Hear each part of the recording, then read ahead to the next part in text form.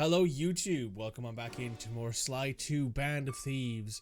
Make sure you hit like, comment, subscribe, and check out the rest of the stuff going on the channel. The Persona 3 reload playthrough is going swimmingly. We're also doing a sort of bi-weekly Himmel Hempstead update from the one stream I did of it. If you guys are interested in Football Manager, go watch that.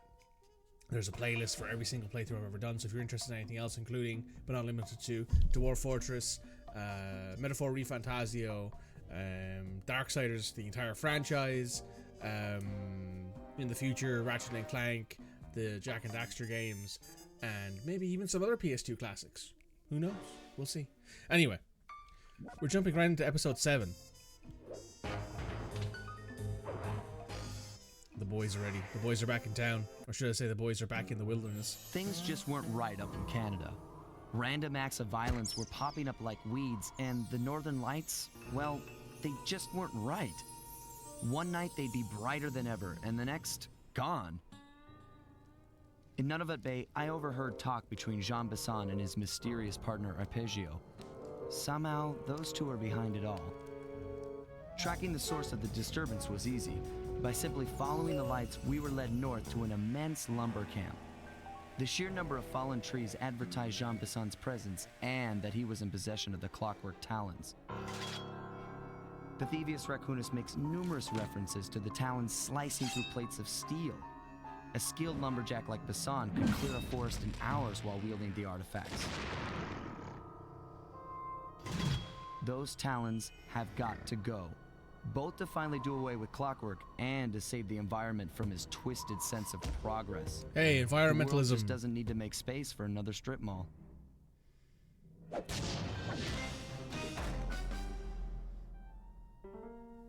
Sly Cooper and the gang in Menace from the North. A.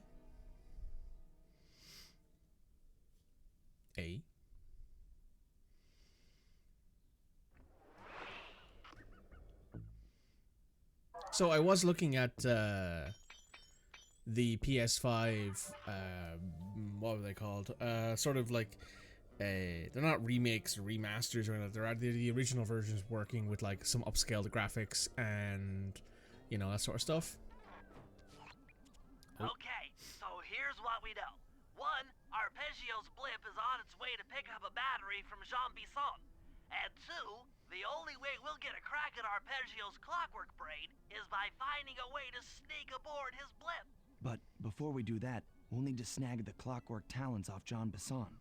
Time is short and we've got a lot to accomplish. True, but first things first. This lumber camp isn't on any of my maps. I need you to poke around and take some recon photos. They'll help to get my sensors oriented. No problem. Recon photos I got covered. In anticipation of the icy climate, I took the liberty of modifying your cane. It can now separate into two smaller canes, useful for ice climbing. Try ascending to the top of that sheet of ice. Just jump and hit the circle button to dig in. Cool. So I was looking at like the achievement list for Sly 1, Sly 2, and Sly 3. I finished the achievement list for Sly 1. So I now have the Platinum Trophy for Sly 1 on PS5. As well as the Collections Platinum Trophy on the PS3. But I was looking at like not the recommendations, the actual requirements for the Sly 2 one. And they're very different than the requirements for Sly 1 because Sly 2, to what we consider like 100% completion of this game, all you really need to do is play the game through, unlock all the vaults on every level, and do every mission. Basically just play the game. The only optional things are like the vaults. Once you do that, you have everything unlocked.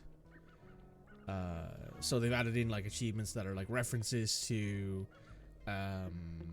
like well-known glitches. Like there's a glitch in the 3rd level, I think, or the 2nd level, wherein you can take a henchman into the into the hideout with you, and like Murray will be sitting at the table just holding it, it'll just be like hovering above his head, but he will just be sitting there twiddling his thumbs. And it's a very well-known glitch. But they've also added in stuff like get every single power-up or oh, I don't think there's one for getting every single like treasure on every single map, but there's like some very interesting trophies, because I think even with the 5,000 coins I have in my inventory right now, I couldn't buy all of the available treasures. So that would require a modest amount of grinding, I'd say, which is interesting, having to grind in a Sly Cooper game. But I thought it was interesting, and I wanted to take a look at the achievement list, because I will at some point actively go ahead and fully complete those games on PS5 too.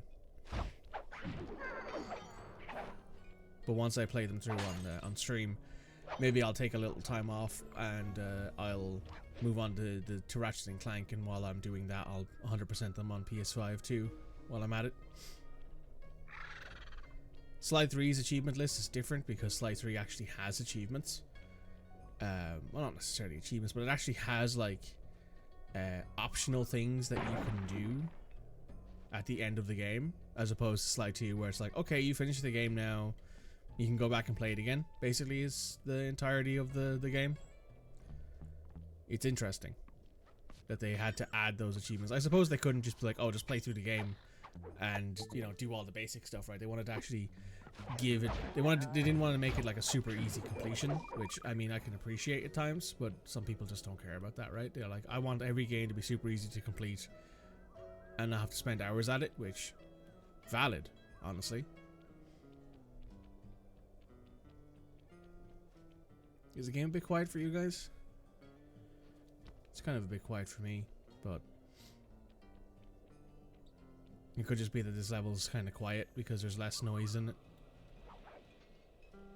Quiet because there's less noise in it, man. Mike, you've got an excellent grasp of your vocabulary today, man.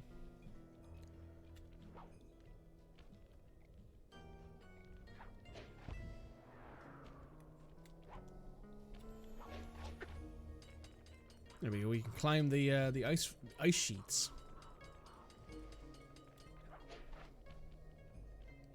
How'd you get up here?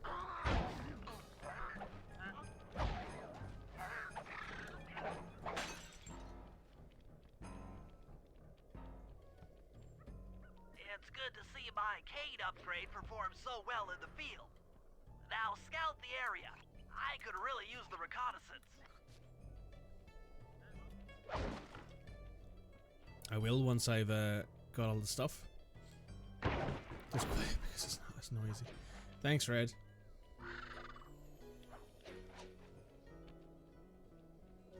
There's it's not as noisy as what I mean by saying that is there's not as much ambiance in this level because it's, you know. God damn, that's a big bear.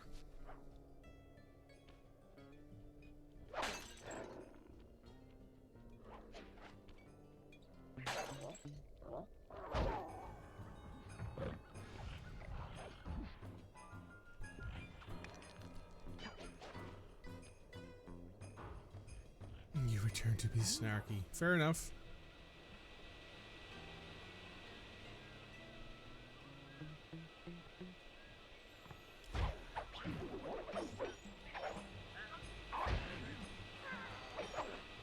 Lovely.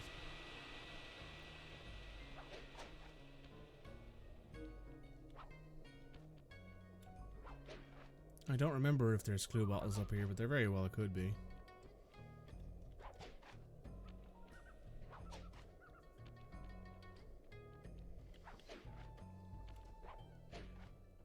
Yeah, I was looking at the Sly 2 trophy list, and it was it's quite a interesting trophy list because they like reference certain glitches and stuff that are quite well known. Excuse me. So like one of the trophies is to do one of the glitches that's well known. Maybe I can do it for you guys once I pick up the upgrade for Murray. Show it to you guys before we end stream or something like that.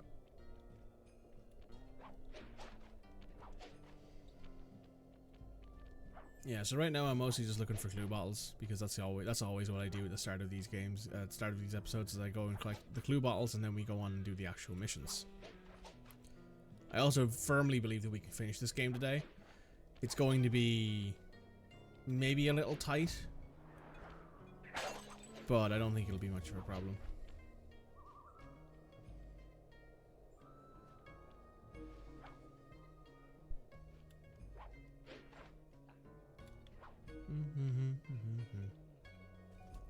Oh, I hear some hear a bottle jingling.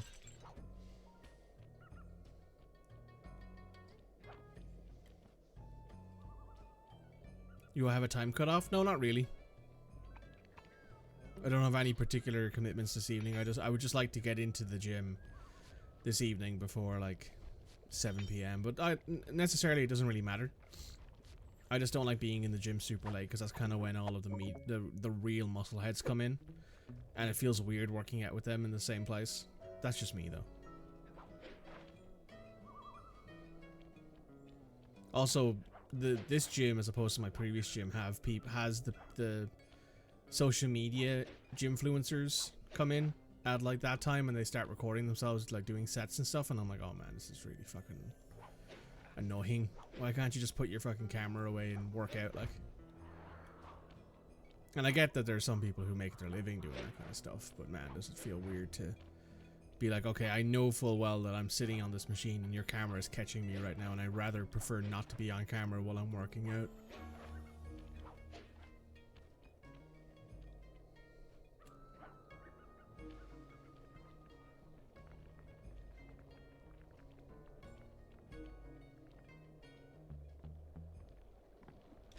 But it's fine.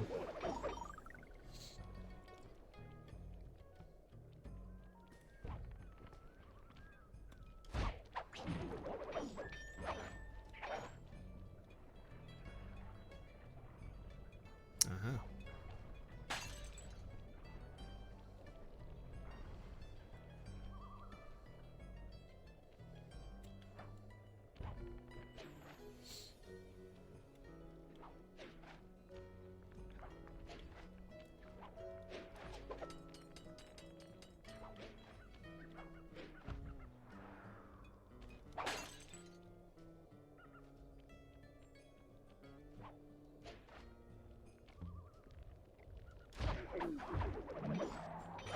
Almost halfway to the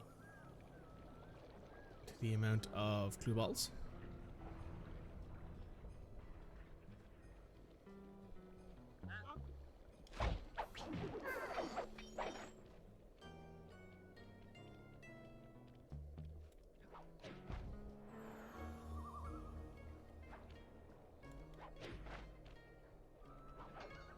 Alright, no clue bottles here.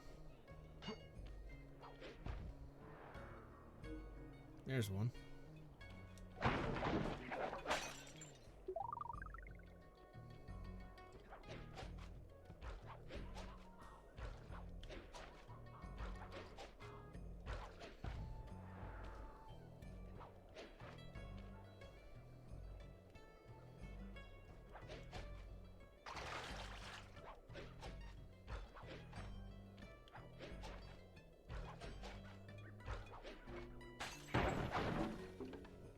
Must be cold as shit walking on that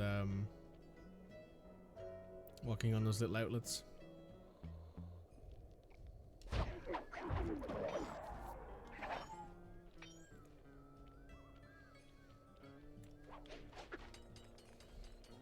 Right, time to climb up to the top of this and grab, I think there's a clue up here.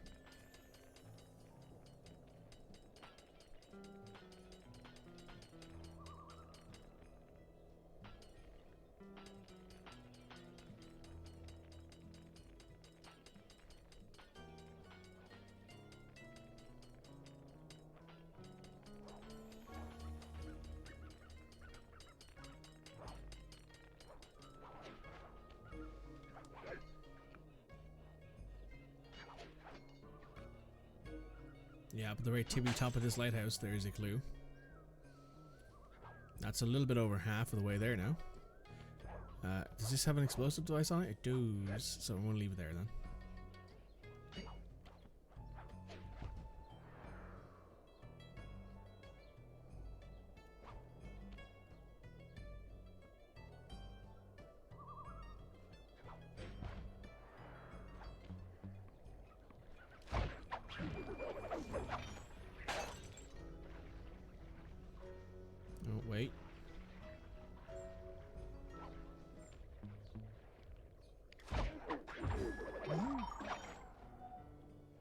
Advanced nerd.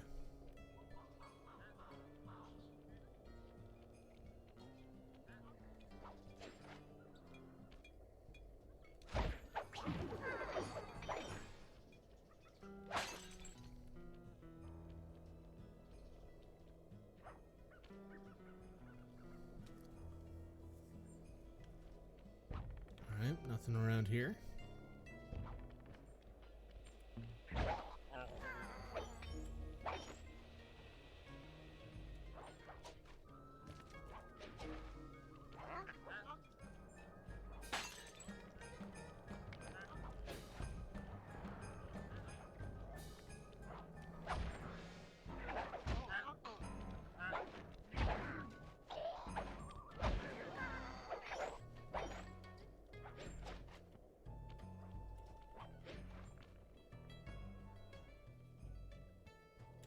Okay, nothing there. What are we at now? 19 of 30. Okay.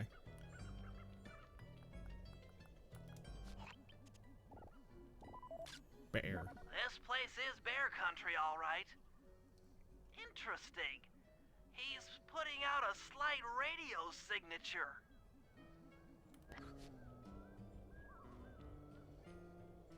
Can you imagine living in that house? Like, that's your bunk. And, like, there's a window. And you look out and there's just a bear walking around because you need to take a piss. And you gotta go out to the outhouse. It's, like, across the way. I think I'd just piss, like, out the window, honestly. Bear country, great name for a gay bar. It is. That's absolutely a great name for a gay bar. There's absolutely a gay bar named that. Somewhere. Multiple, probably.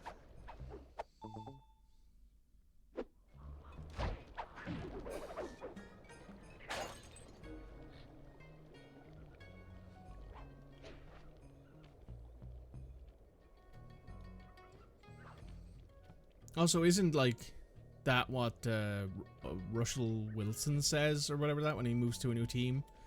Team country, let's ride, or whatever? Isn't that a thing? Wasn't he, like, getting wasn't he, like, being made fun of for that? Or am I misremembering?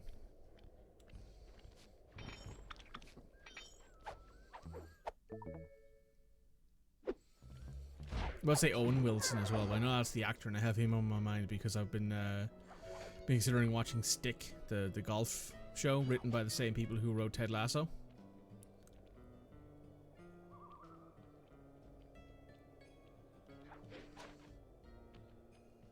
Broncos country, that's right. That's right, yeah, which is still dumb. Yeah, fair.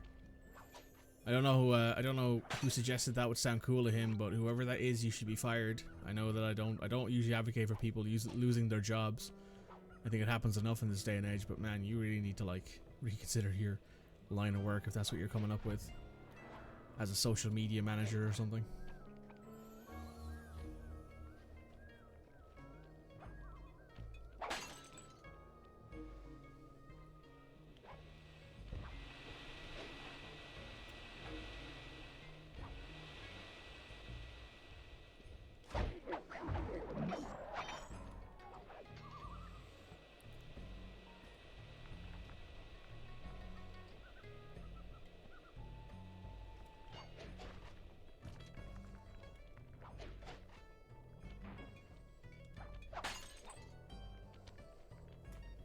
He's well known to be a massive dork. Do you mean fun? Like dork that's funny? Like, you know, Russell Wilson's into, like, tabletop simulator and he plays board games and, like, that's like dorky for, like, an NFL team. But, like, or is he just, like, socially awkward? I don't know. It's odd. Nope, he's desperately trying to be cool. Okay. That's arguably worse. Yeah, not succeeding, yeah. When you're trying to be cool and not succeeding is arguably worse than just being like, I'm just not cool, and I'm fine with it. There was an NHL player years ago. I think he might play in the NHL still. But this was back when he was a prospect, when he was like 17 or 18. and the team he was with did like an interview with him and like a couple other guys who got drafted at the same time. And like they were talking about, you know, like what they'd like to do on the weekends and stuff like that. And he was like, I stay at home and I play a game called Roller Coaster Tycoon or something like that. Like he's like, oh, I like staying at home and playing games, and you know, he's this big 6'6", like NHL hockey player. So on skates he's like 6'8" or 6'7", 6'8" or 6'9", sorry. And he's massive, and he's just like, yeah, I just like staying at home and, you know, playing board games with my girlfriend and her friends and all that. And I'm like, oh, this guy's a fucking nerd. This guy's legitimately a dork, but he's so sweet about it. Hello, friend.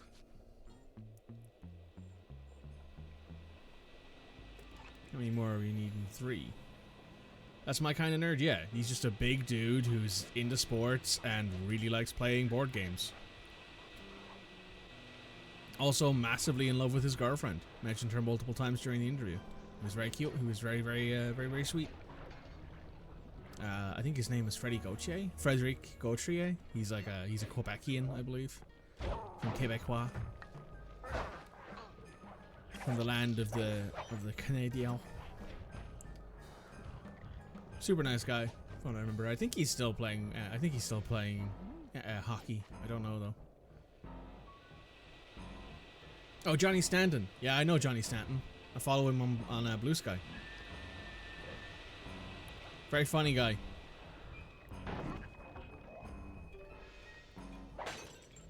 I think he was in like a D&D magazine or like a nerd magazine where he was like, all nerds can be fit, and he's like there with his top off. And I'm like, oh my god, Johnny, put them away, love.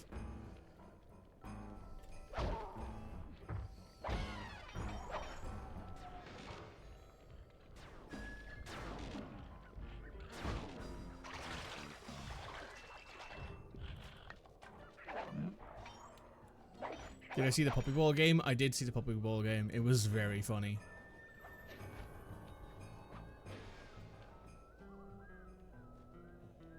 That guy knows his audience too well.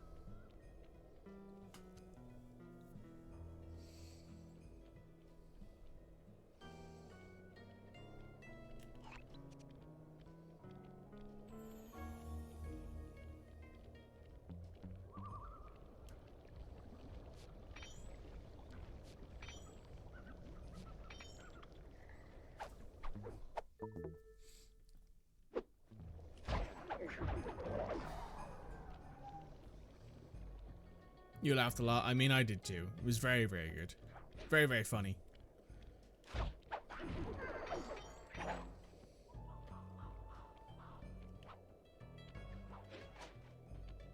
Also, I didn't know he was a punter. I thought he played a different position, but that could just be my own head getting players mixed up.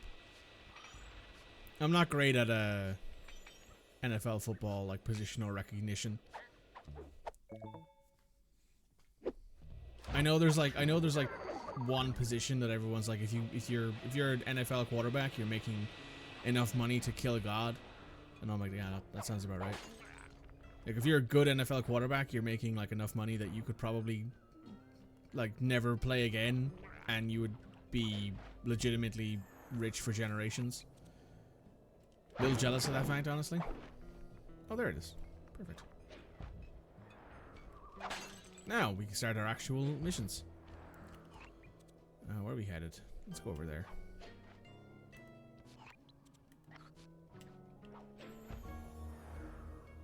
So yeah, I enjoy Johnny Stanton. He's a good guy.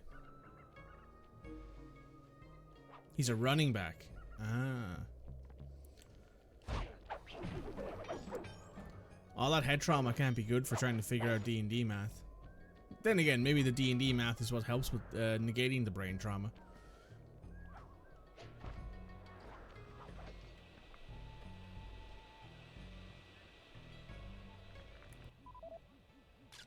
Those saw blades look particularly old. I guess this logging camp has been around for a while.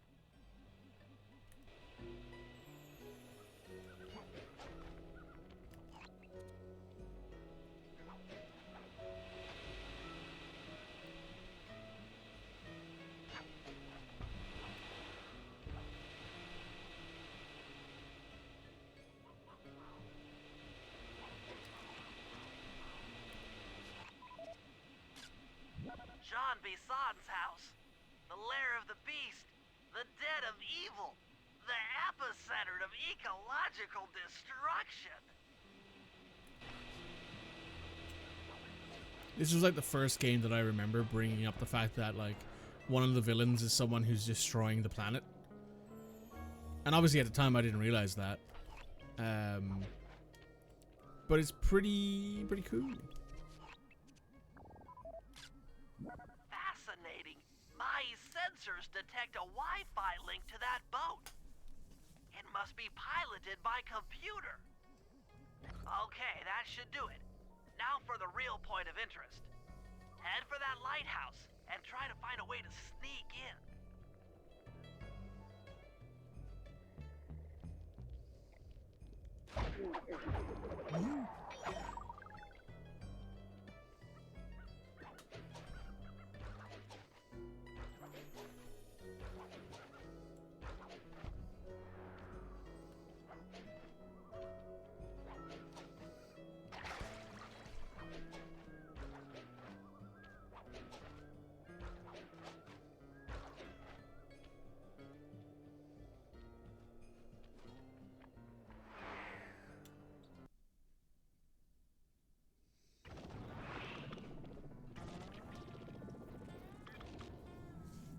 For a kids game, it brings up some things: corruption, the environment. Yeah, it's not necessarily got a super like That's the battery adult charger, theme but to it, where's but like a lot of battery the Arpeggios coming to pick up? story points in it are very modern, right?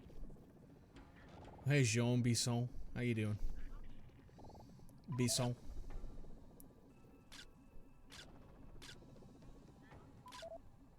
I didn't get it.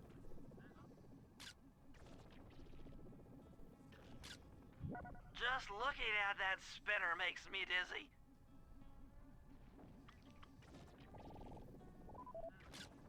I was right. The entrance is barred from the inside. Might as well get a shot of old Jean Bisson. Hello, Mr. Bisson. Oh, Sly, listen in. He's mumbling to himself. Come on, Jean. You got it in you. Those lumberjack games need some more competition, eh? What would attract the participants? Bullseye! I'll post the clockwork talons as a trophy. That should bring in the competition. Although, who am I kidding, eh? I'm gonna win just like every other year. Oh, it's tough being this tough. It sure is, yeah. Head back to the safe house. We need to talk about these lumberjack games.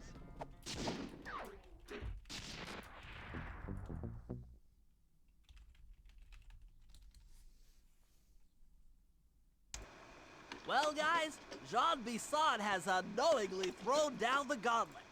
With the Clockwork Talons as a trophy, we'd be fools not to participate in his lumberjack games. Fortunately, due to frequent avalanches, a log chopping guide was frozen in a wall of ice not far from our position. Sly, you're in charge of acquiring the book. I'm sure it will prove invaluable. Now, we're all aware that Arpeggio's blimp is coming to pick up another battery. To sneak aboard without incident, I'd recommend we pull a Trojan horse and stow away inside the battery. However, the location of the device is still a mystery. We need some inside information. So, working together, you two will infiltrate the Moose Guard's secret RC combat club. Those guys all work in the lighthouse. If you win the battle, I'm sure they'll talk. Despite his antique mind, Jean Bisson's no fool. To keep tabs on him, we'll need to bug his house, steal the radio tags off local bears, and then jerry-rig them into a sensor array. It's a challenging set of tasks, and that blimp's on its way. Let's get to work. Sounds good to me. All right. Let's first of all sell the stuff that we had found along the way.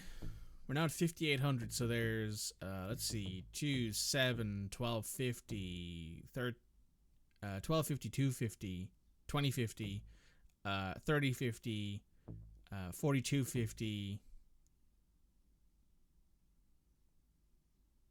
5950. That's all of Bentley's upgrades, which is more money than I currently have in my inventory. Murray is 400, 1150, 1550, 3050, 41, 42, 4200. That's all of Murray's upgrades. Sly is 3, 9, 1550, 3150. So, yeah. Well, to be fair, I haven't bought any of Bentley's upgrades so far. But I think combined, it's probably close to 15,000 coins. Maybe more. Maybe 17,000 coins for everything. And that's with having bought certain things along the way as well.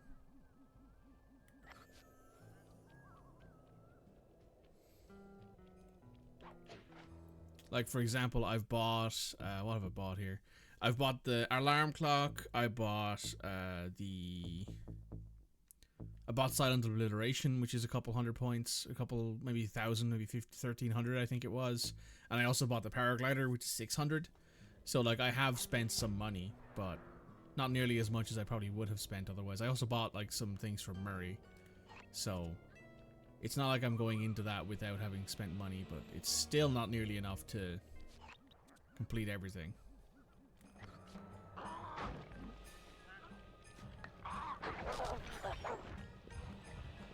Which is a very interesting look at things.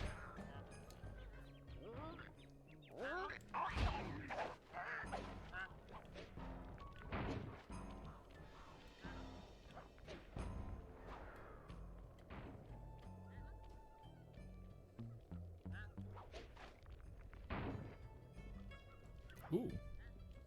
Shiny. And the best way to make money is to pickpocket people as Sly. So you're playing probably more than 90% of this game as Sly. If you're playing it to complete everything, like get all of the achievements on PS2, sorry, on PS5. Which, I mean, that's fine if that's what you want to do, but it's a lot of playing as Sly. Wild bears in the area have been tagged with radio tracking devices. If you can snag enough of them, we should be able to set up a receiver array around Jean Bisson's house. I'm always up for bugging someone's home. The first step is crawling into that bear cave and stealing the goods. I'm on it.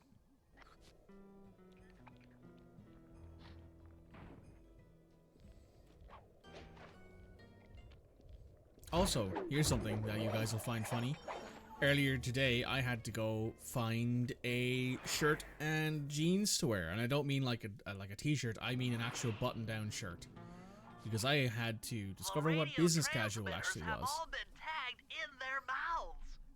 You'll have to sneak up and pickpocket it while they're yawning. Sounds safe. Stay clear of the thin, crackly ice. Walking on it is sure to wake the bears.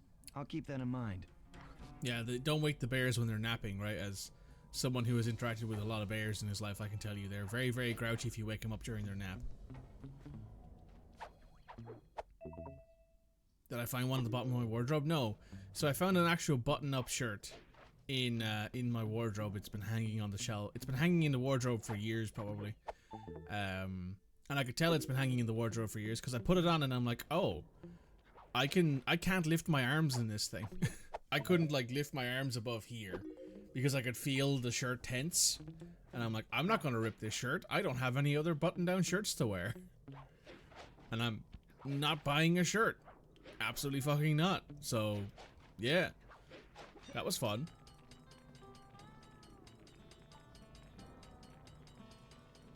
I did, however, feel like a used car salesman when I was wearing it.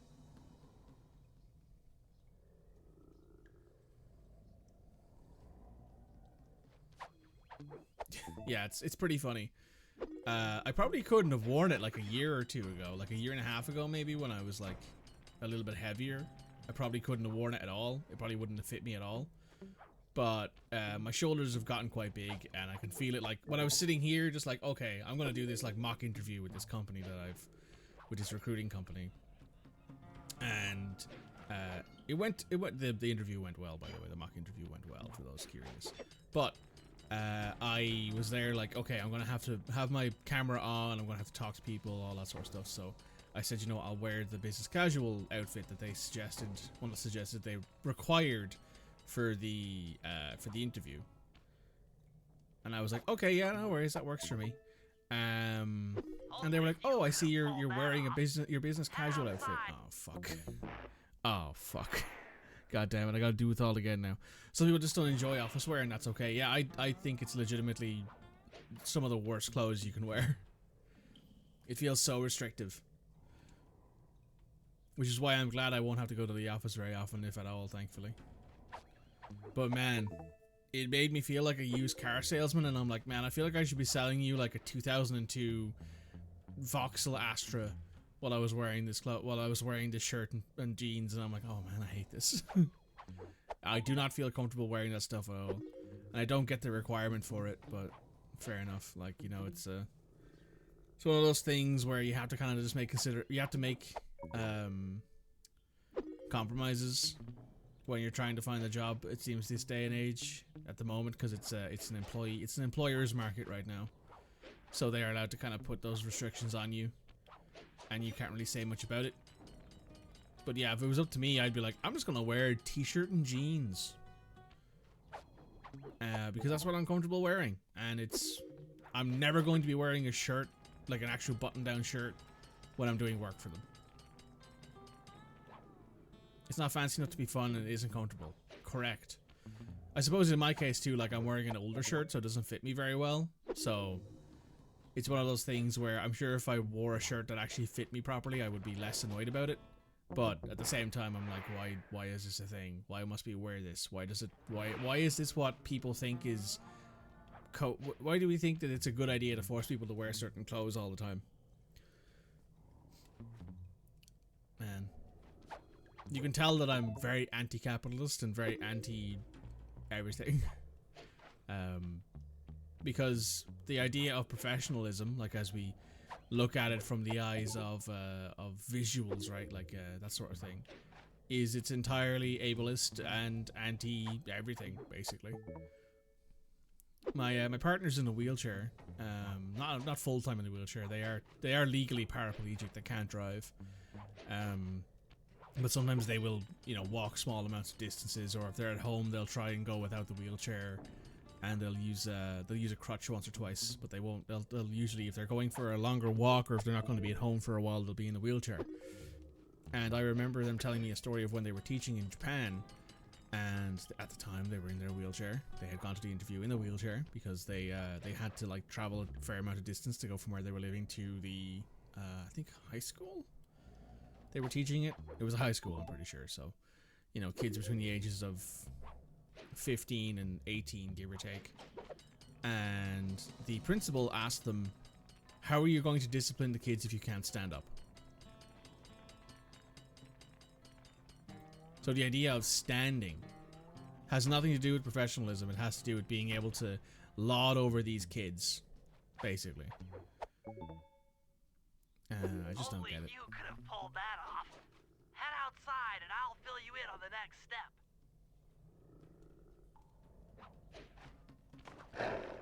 Oh, fuck. Yeah, I don't think going that way is a smart idea. Maybe I should go the opposite way around.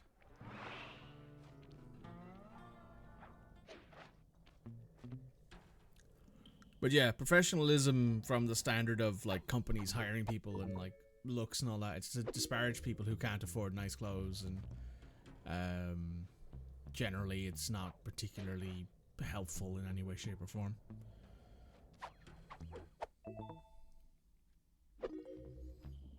And the idea of like having to stand at work and all that sort of stuff is also ridiculous. I don't care if my cashier is sitting or standing. I care if they get paid a decent wage. If they decide to sit down while they're checking people out at the till, I'm like, you do you. I understand what it's like to stand for 16 hours straight at a workplace. I don't want to do that again. Yes, I've had to stand for 16 hours straight at a workplace, and I would not force that upon anyone. Legitimately, it is hell. My knees probably will never be the same from all that experience of having to stand for so long.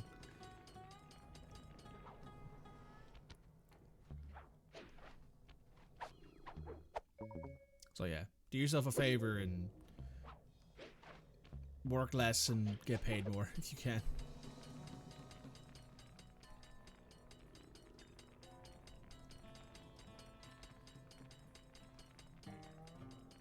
Welcome to Mikey's TED Talk.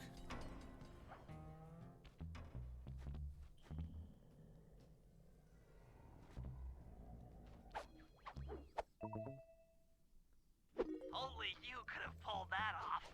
Head outside and I'll fill you in on the next step.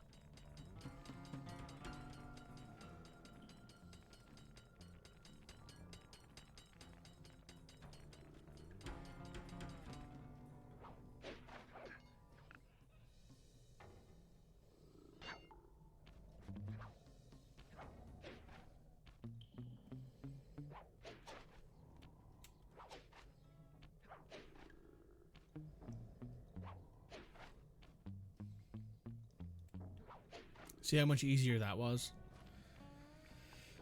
Oh, good lord. To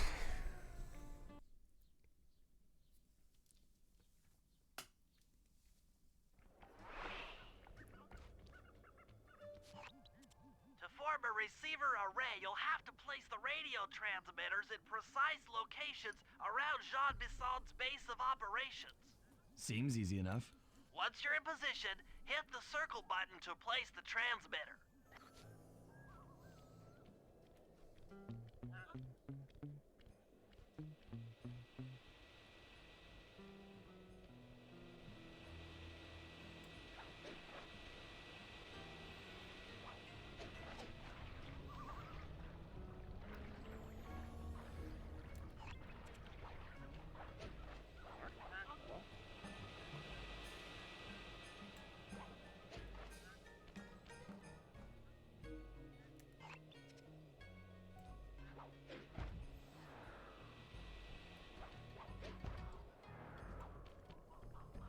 Perk up your ears, boys. I'm gonna tell you all the tally for last month.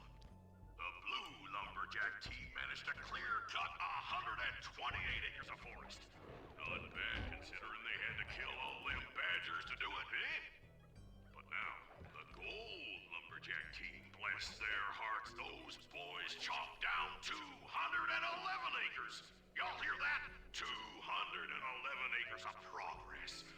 Almost brings a tear to my eye when I think about how much wilderness y'all have tamed. Keep up the good work, fellas. Not long till we can start putting up those track homes. Yeah.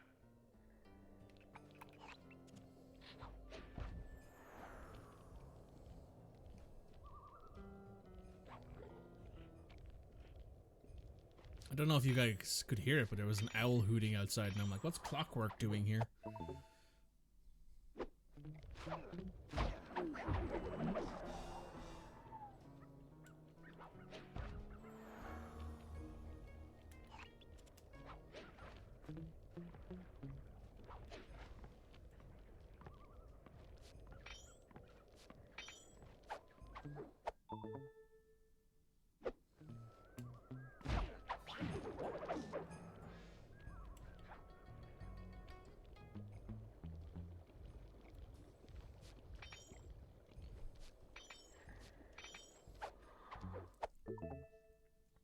A ruby.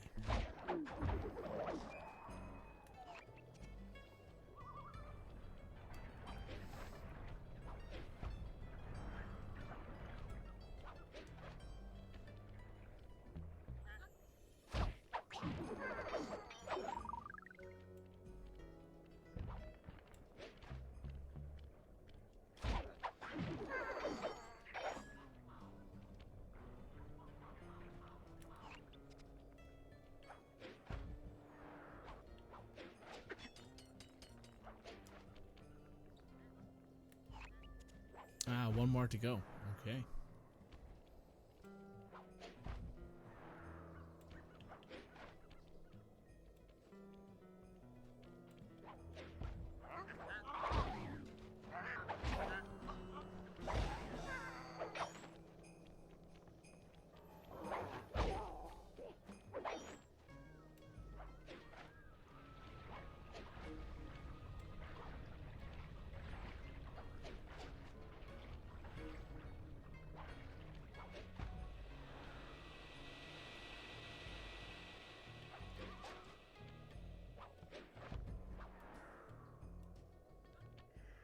Oh. Oh.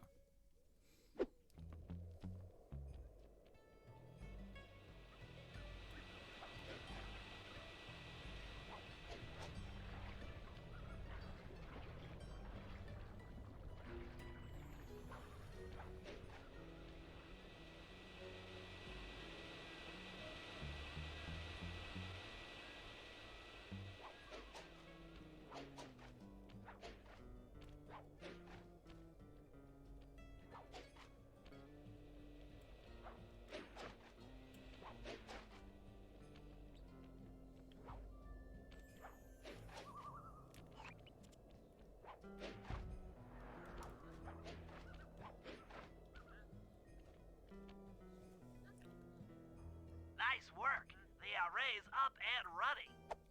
Noise. Bum bum ba dum bum. Now to this other job.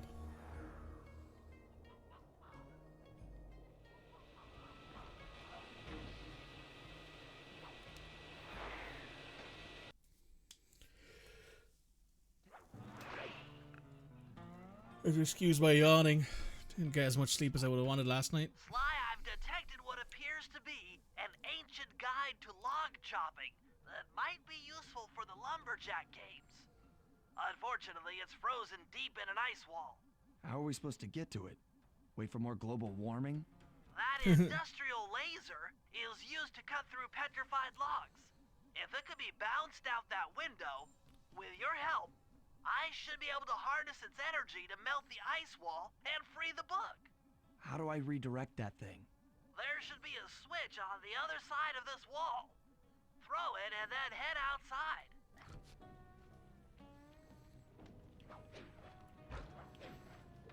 More global warming, eh? Well, Sly, it has in fact happened.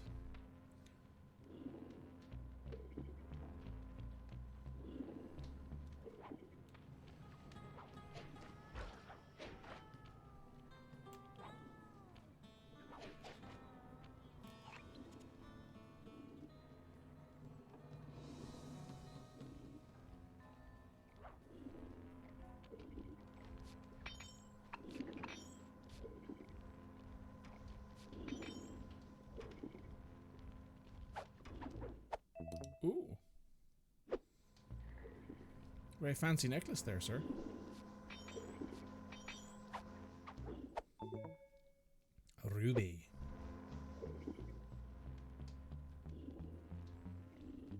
I do like my large gems. Ah, there's the safe. If I did my math right, and I always do my math right, then the combination has got to be 583.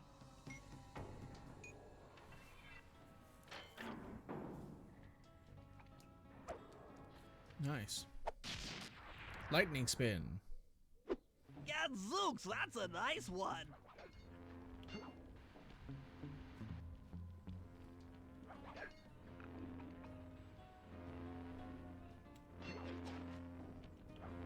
Attention all you fellas working the sawmill. Make sure you keep a steady watch. A prowler's been spotted, and we can't none afford to have anything happen to our log cutting equipment. Particularly that laser-type saw blade. We're gonna need it.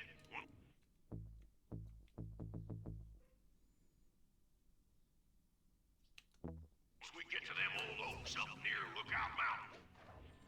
But hey, you know, you should still enjoy yourselves, eh?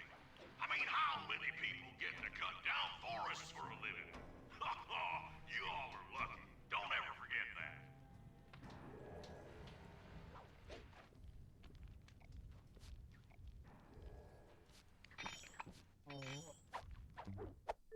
Ah, another gold bar. Well, sorry, friend. Your luck ran out. He seems kind and deluded. The laser's been redirected out the window. I mean, the background of Jean Bisson, as mentioned at the start of, well, at the midpoint of yesterday's stream, is that he is like he's a dude who just got frozen in time. Like he literally had a an avalanche fall on him, freeze him in time, and then due to global warming, he like cracked out of the ice. So he's actually from like the 1850s. So like, you know, to him this is just normal, and all this new technology has made it easier for him to do what he was doing back then, right? Now to get that laser pointed at the ice wall, you'll need to alter its direction with the crystals I put in your pouch. I see. I just walk to where the laser stops, place a crystal, and it'll bounce the beam to a new position. That log chopping book is as good as ours.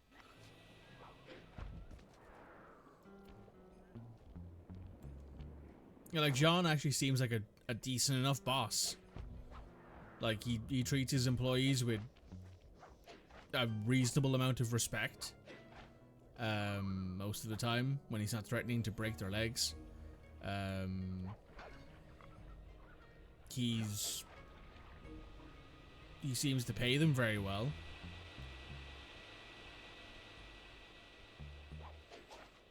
You know, like he seems generally like an okay dude, right? And that's probably the most interesting point of most of these games, is that sometimes the bad guy is just a moderately okay dude who is probably just unfortunate to be in the position he's in. And that's Jean Bisson, really. Jean Bisson didn't really... Well, Jean Bisson commits ecological terrorism. And he's also like a front for spice shipping or whatever, so like, you know, he's a pretty bad dude when it comes down to it, right? He's basically a drug baron, but, you know, as a person he seems okay.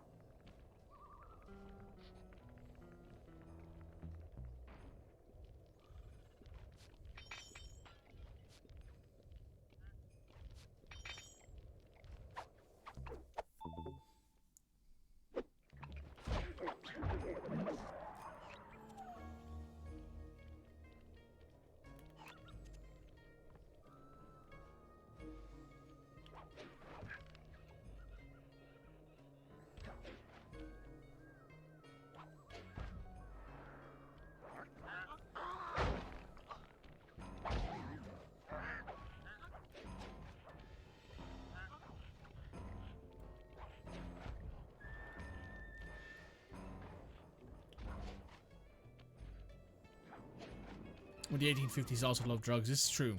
This is true. The biggest difference between the 1850s and now drug-wise is that they used to just give you heroin all the time for whatever. I've got a headache. Oh, you should do heroin about that.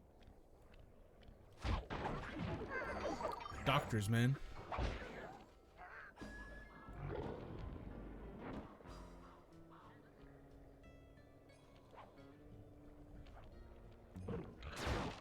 Ow.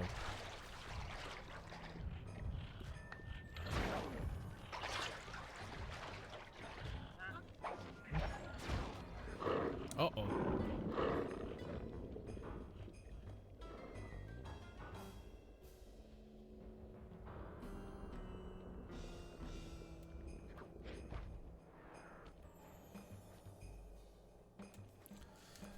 It's a great painkiller, to be fair. Some would say too good. This is true. This is fair, yeah.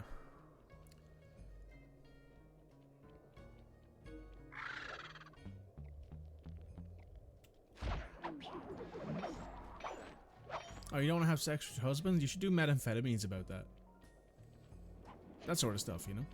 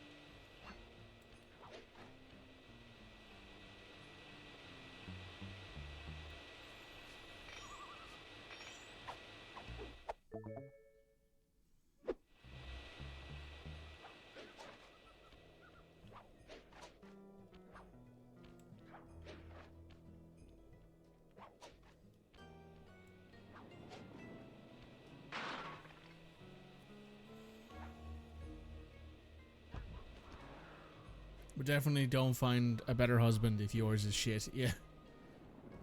Exactly. Stand clear, Sly. Something else is coming out of the deep freeze. It's a woolly mammoth. I've never seen such a majestic creature. So full of life, so ready to live. So much for that. He's back in the deep freeze. Also, like, the only one of his species Cheer up, left. pal. We got the log chopping guide. Nice. Now I think we gotta head back to base and grab Murray, because the next job, I believe, is Murray. It is.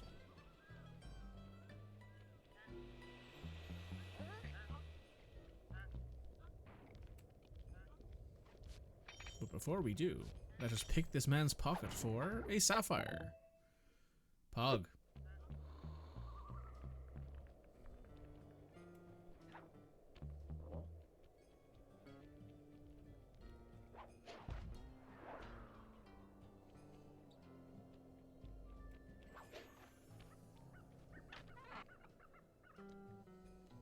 Let's sell everything.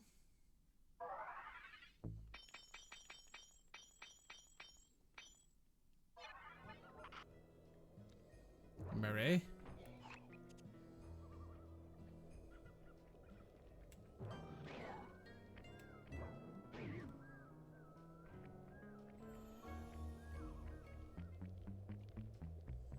Anyone want anything from the shop? Could you grab me a can of Monster, please? Preferably the Pacific Punch if they have it. If not, then you're good. Rumor has it that several off-duty guards meet in that cabin for an RC combat club. This is going to be great. I haven't been in any RC combat since that job we pulled in Istanbul. It was awesome.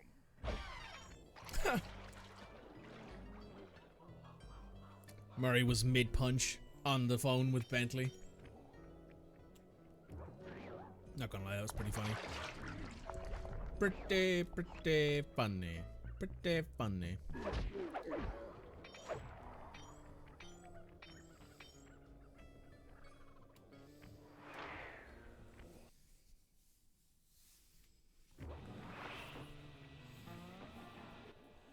Those guards will never let you into the combat club without a disguise. That old moosehead should do the trick. Only there's no way for you to get up there. Hide out in this barrel while I send in Sly to steal the head.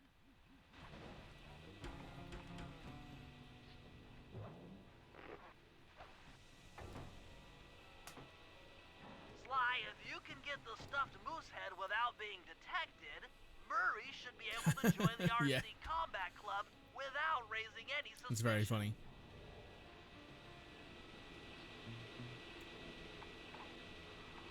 I'm gonna pick everyone's pockets while I'm here for some gambling money.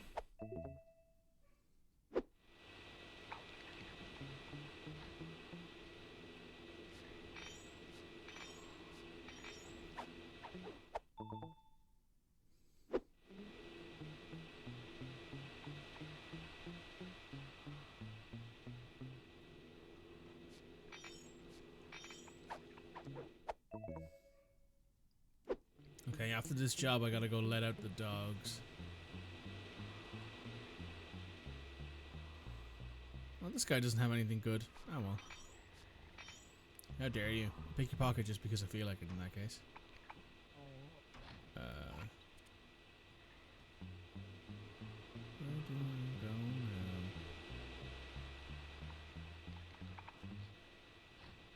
now? Oh, there's a railing pipe thing over here. Hang on.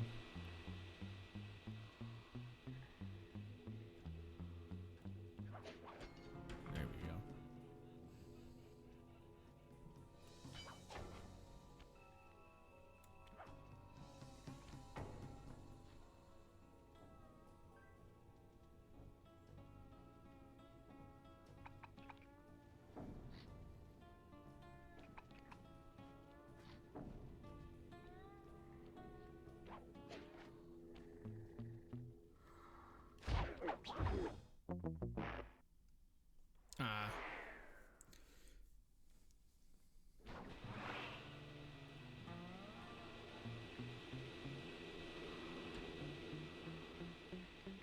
Well, this guard now has something worth stealing. Yoink. Thank you. Fuck.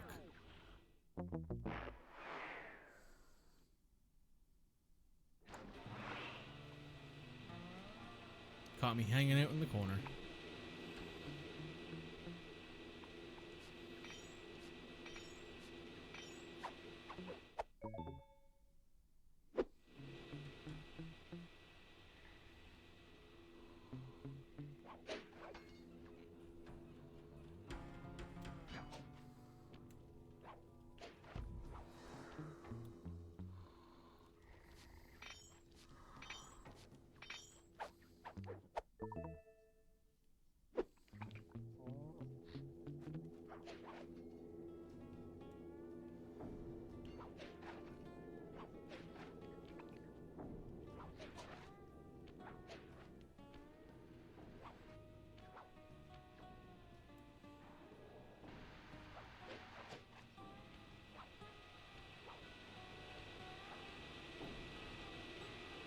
Well, this is a nightmare fuel situation.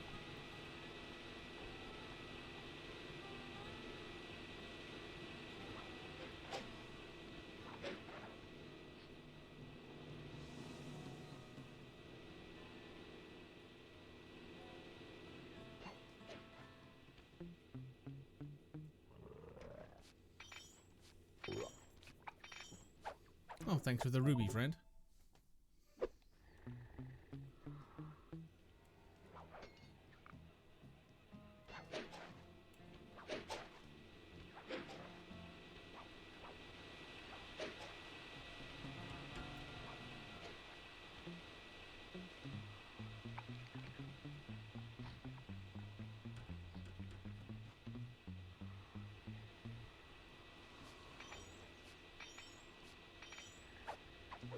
Oh, and a gold bar. Very fabulous.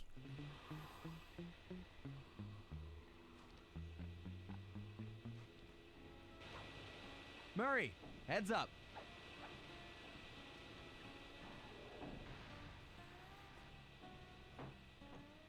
Thanks, Sly.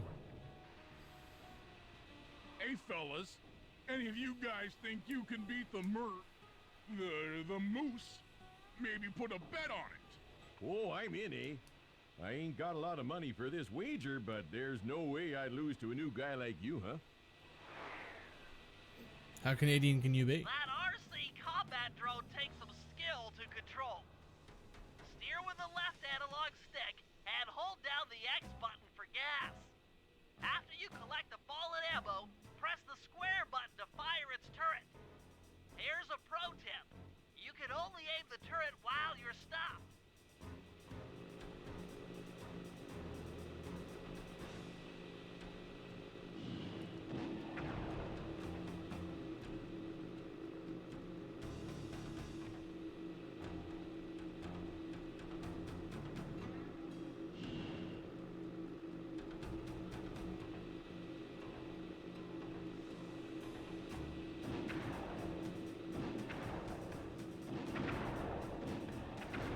That's not good.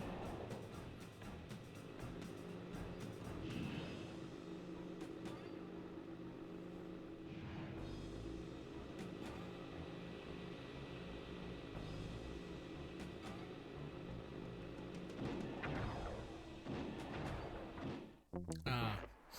Damn. Well, that's hard. That was very Canadian, eh? It was very Canadian, eh?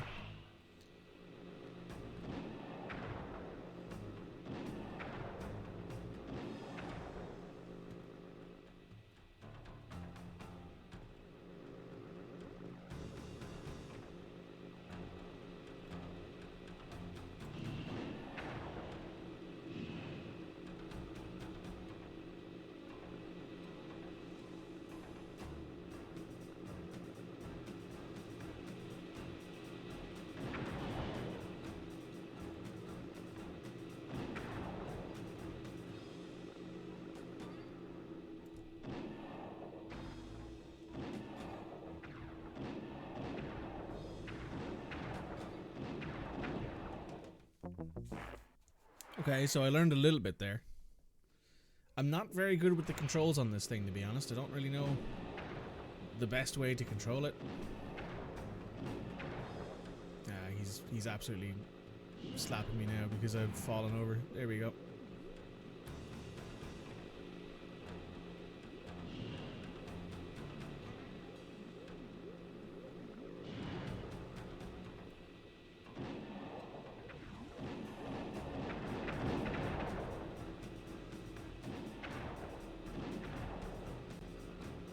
Yeah, that's going terribly for me.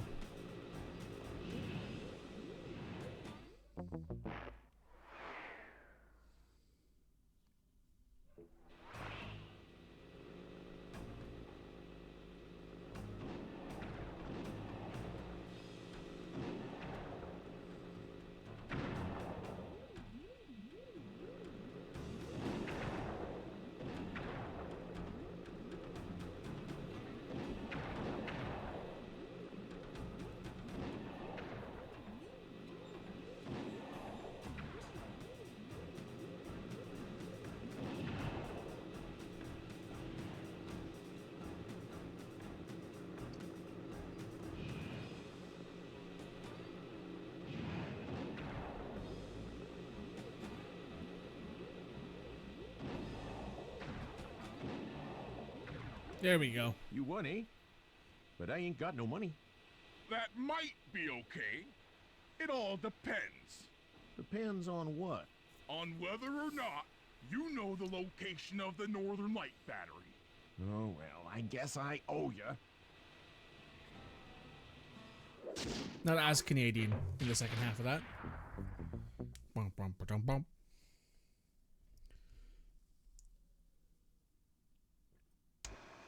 After reading through the log shopping guide, it's become painfully clear that to win in the lumberjack games, we'll have to cheat. Checks Now, out. I've constructed a plan that hinges around us acquiring an eagle's egg, which is more difficult than you'd think.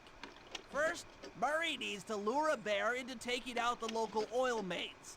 Once destroyed, the pressurized oil should ignite and create updrafts, which Sly will then use to paraglide over to the eagle's nest, grab an egg, and then head back to the safe house. Thanks to Murray's undercover work in the RC Combat Club, we've learned that the Northern Light Battery is hidden in a silo nearby. The battery needs some serious modification if we're going to hide inside it to sneak onto Arpeggio's blimp. First, we'll short the battery with grapple lines on local boats. Then, we'll all break into the lighthouse and sever the power flow to the battery. That way it won't recharge.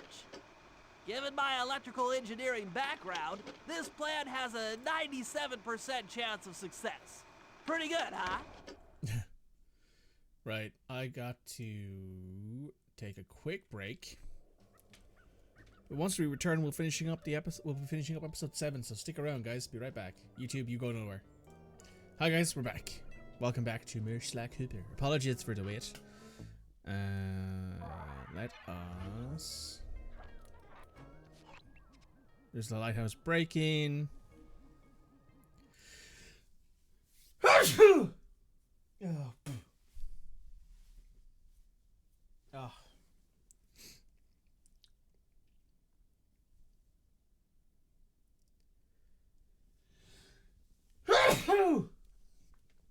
Okay, now, I muted the wrong thing.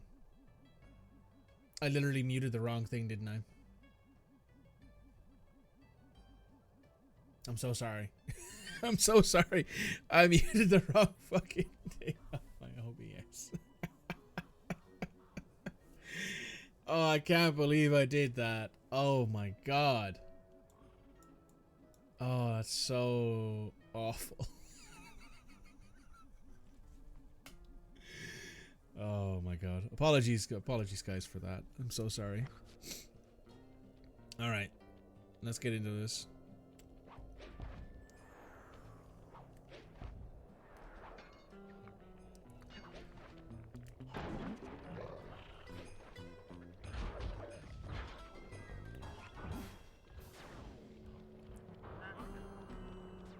You amplified your sneeze. That was very funny. Fair enough. That lighthouse is the conduit for collecting the northern lights. We need to shut it down, or the silo battery will continue to fill with energy, making it impossible for us to stow away inside. So, you want me to go in there and bust the thing up? Sounds like work for Murray. Actually, this job will require all three of our skills. The front door is locked, and you're the only one capable of climbing up to the hatch on top. Once inside, sneak down to the ground floor and let us in. We'll help you finish the job. All right, see you on the ground floor.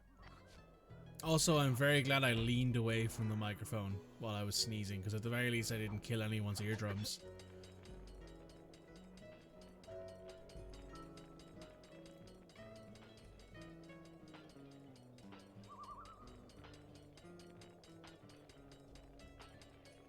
That was a big sneeze.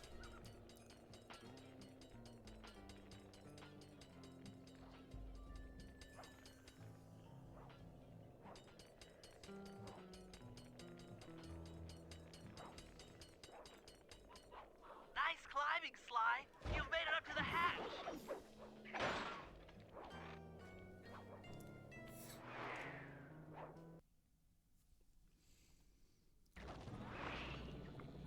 All right.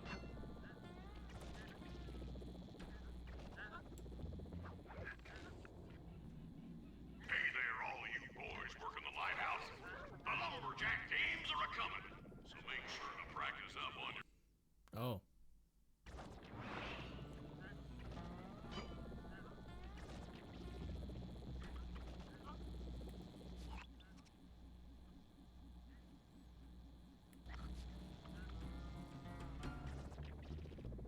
Hey there, all you boys working the lighthouse. The lumberjack games are a-coming, so make sure to practice up on your log chopping, ice wall climbing, and log rolling. This is a great event to honor those pioneering lumberjacks who paved the way. Without them, we wouldn't have the wholesale clear-cutting techniques we enjoy today. That's it. Keep your axes sharp.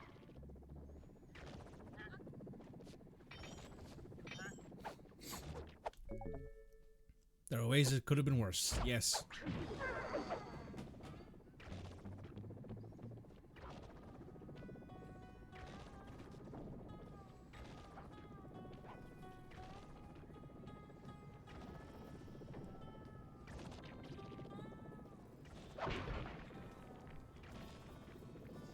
Thanks, pal. Just let me at that Northern Light attractor. It'll be slag in minutes. Not quite that simple, Murray. I'll reverse the energy flow from the control computer while you lift the main circuit breaker. That should give Sly a short window of opportunity to climb up the power lines and overload the system from the top. Up, down, up, down. They should put an elevator in this place.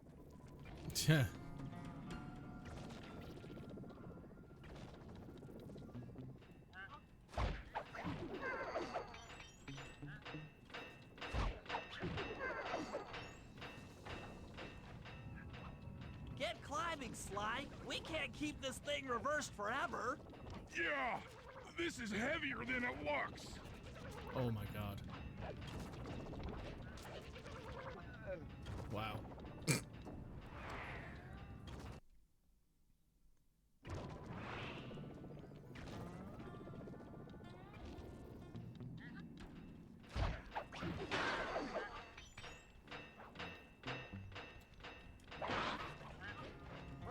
Get climbing, Sly. We can't keep this thing reversed forever.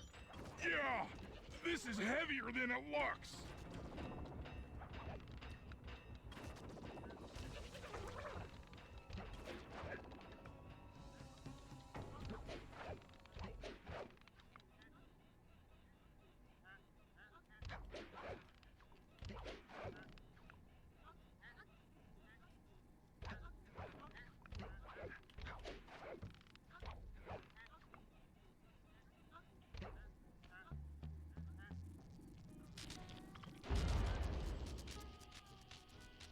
We did it!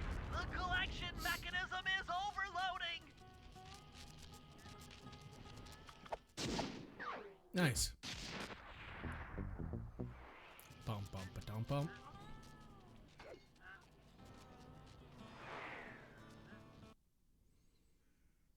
And now we gotta head back to base.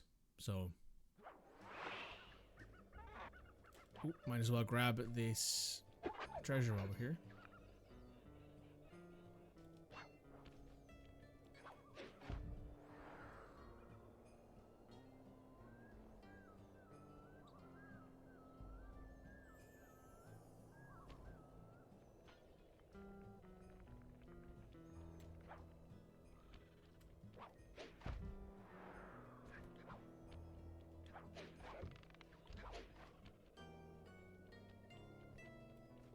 And we got there on time. Let's do Bentley. Sorry, let's do Murray next. This is the grizzly bear, I believe this is.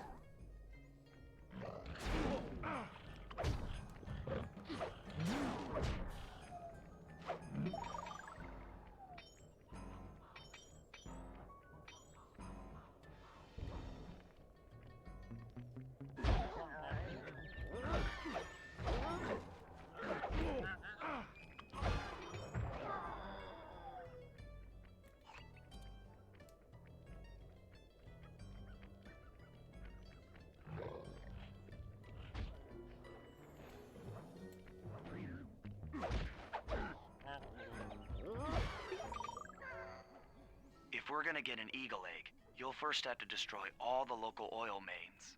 It looks pretty sturdy. The Murray is strong, but his fists can't punch through metal. No problem. See that old bear down there? His name is Grizzleface. The guards ignore him because he's blind and practically nerve dead, except for his sense of smell. If that old guy smells fish, there's no stopping him. Use Grizzleface to take out the oil mains. But I don't smell like fish. Do I? How can I lure him around? Bentley's taken up a post along the river. He'll keep tossing bombs into the water and the fish should get blown sky high. Plenty should land near your position. So you want me to throw a fish at the oil mains so that old Grizzleface will knock him apart? That's the idea. You might even try throwing fish at the guards. Might improve their odor.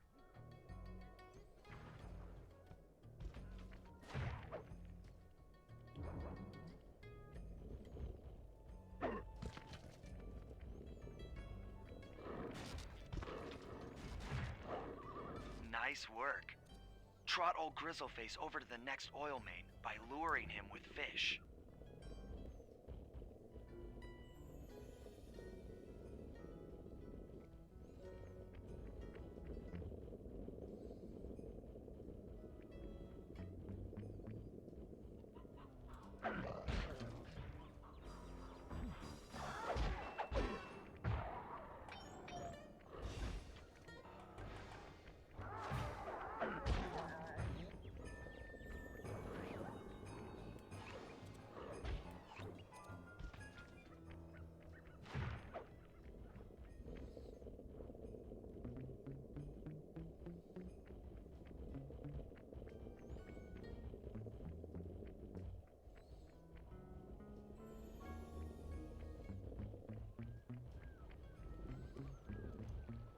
Just walking around with a grizzly bear following me. Just a normal day in the Cooper gang.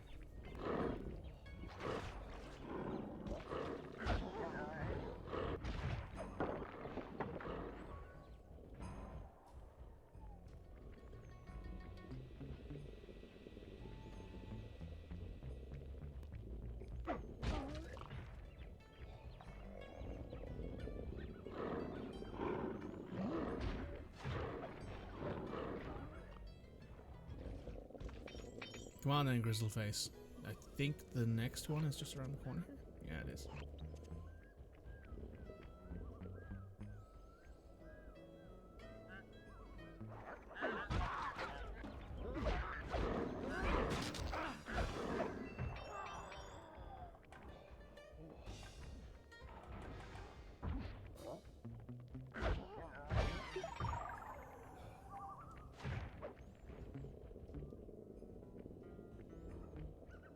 Okay, I think if we go this way, through there and around, we can get to the last oil main. Oh, there's one up there as well. Hmm. Did they not destroy that oil main? I'll have to check in a moment.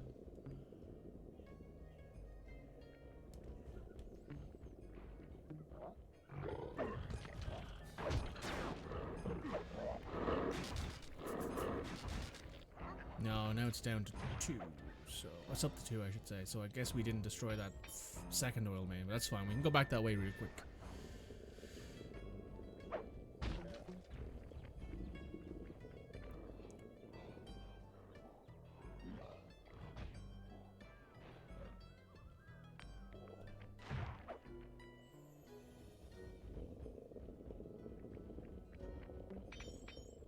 Now we just gotta head back this way.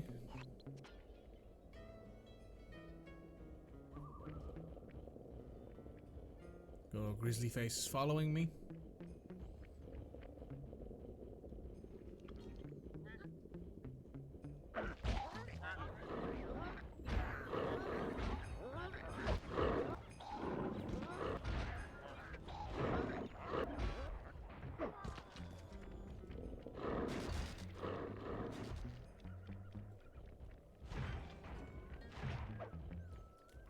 Okay, now where's the last one? Over there. Which I don't think we can get to the way we were going last time because it has...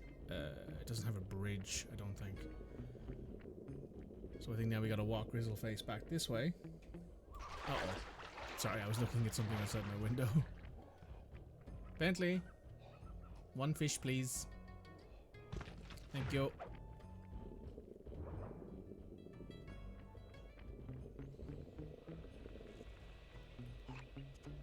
Yeah, it's over there against the back wall, so I think... I think I gotta cross this bridge, and then there's a bridge over there I think I can walk to.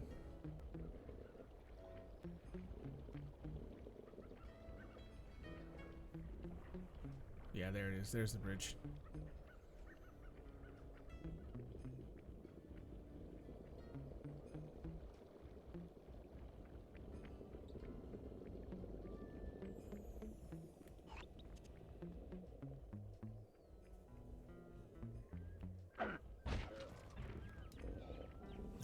Distract them.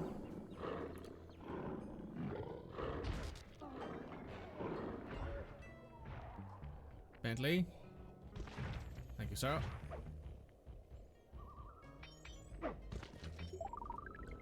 That's everything. Solid work, Murray. Now that the oil lines are exposed, Sly's all set up for a paragliding job off the lighthouse. Nice. Now, I think I'll head back to base and I'll go do the Bentley job. And then we can do the Sly job last.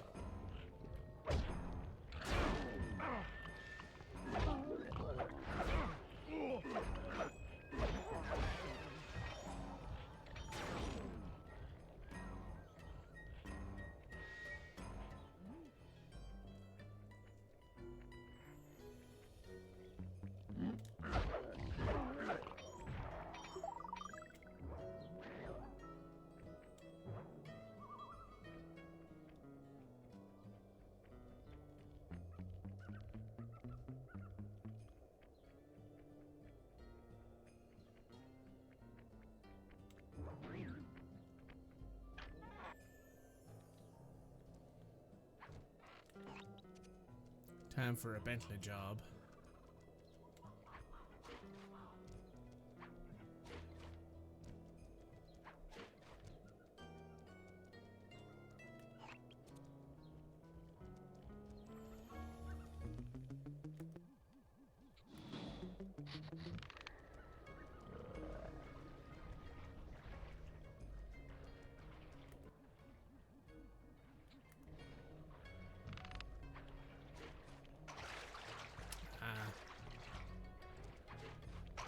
Nope.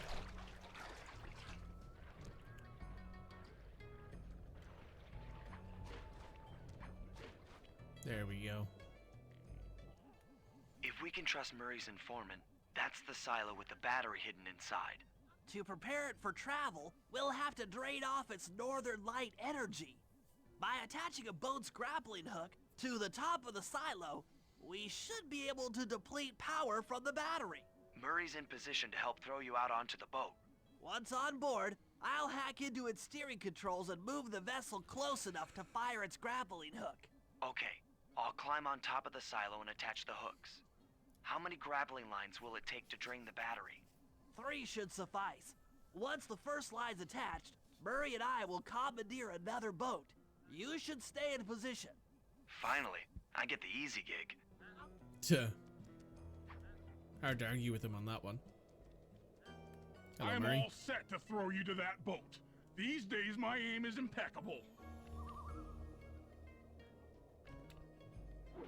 Yeet. Now to hack the steering controls. Murray hit me with the yeet.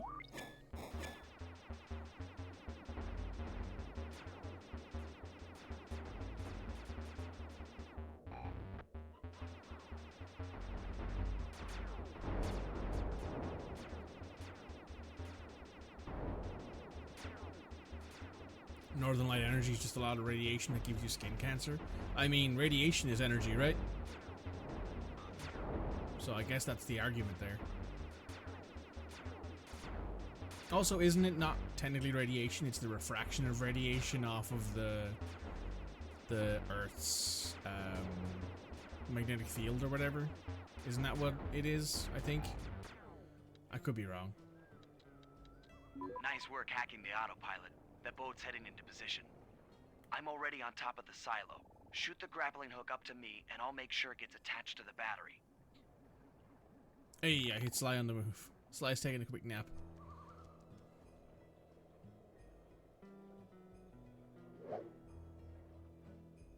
Oh, a little higher.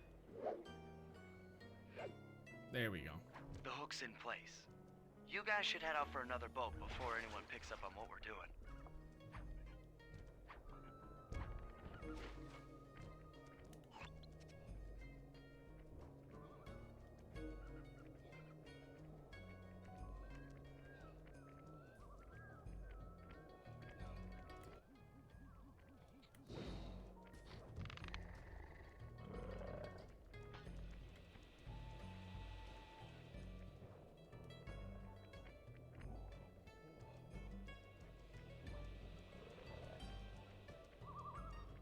It's the ionizing radiation coming from the sun hitting the magnetosphere, which causes the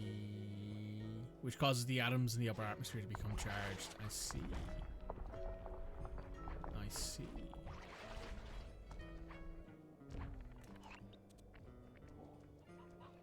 So it's ionizing radiation is what's in the battery, I suppose. Which, I mean, I suppose it would work. I don't know. Someone who's more scientifically inclined than me can explain if that would work or not as an actual battery source.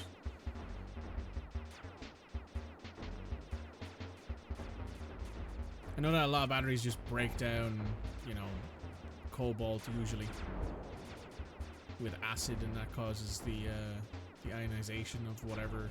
Like, most batteries are just that, right? They break down over time. Which is why you often have to replace your phone after about 2 years, because lithium-ion batteries don't have a very long life.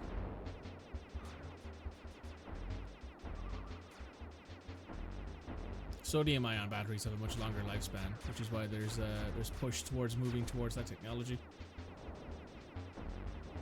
How much longer, you're curious? About 100 times longer. I think in some cases 1,000 times longer, depending on the use case.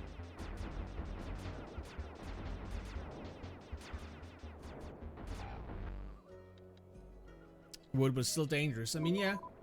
But if you're going to get someone to do the dangerous things, you'd probably be Jean Bisson, right? He doesn't seem to really have an idea about how dangerous this whole thing would actually be. Hey. The second hook's in place. One more grapple line to go, and this thing will be on empty.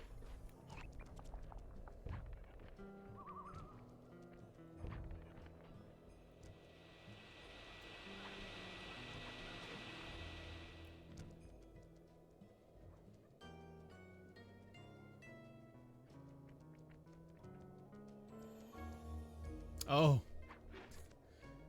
Hey, look, it's our friend. The woolly mammoth is here. I was wondering what happened to that guy. Guess he just prefers to be frozen. Can't blame him, really.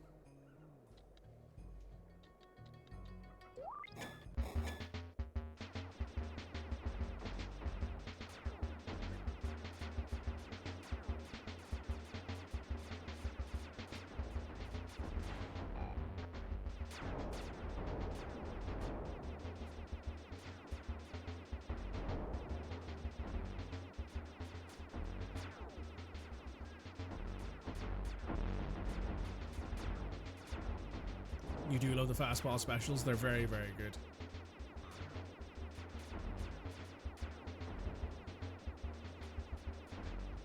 It's very much the opposite of Gimli being like, throw me, don't tell the elf. Bentley's like, throw me, make sure you record it because it looks cool.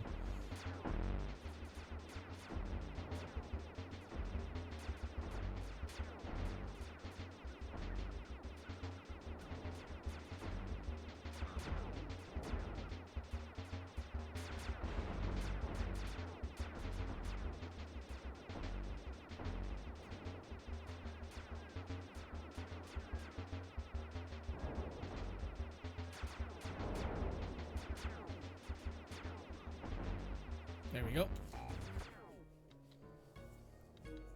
That was a tight one at the end there.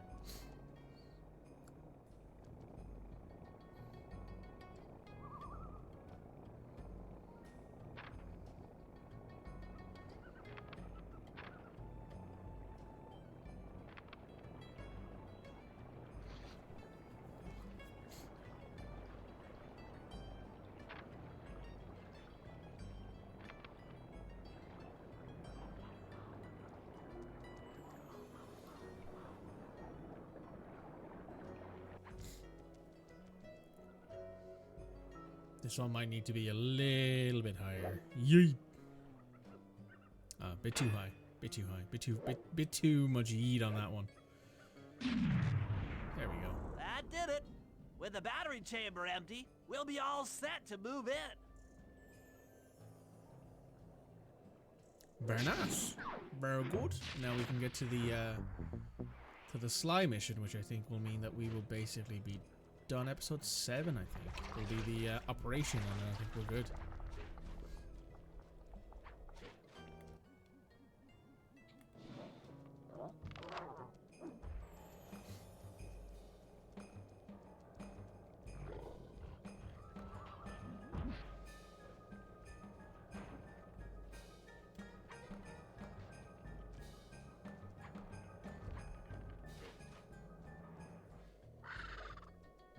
Mainly gotta move on. Sly, time to climb up the top of that lighthouse again.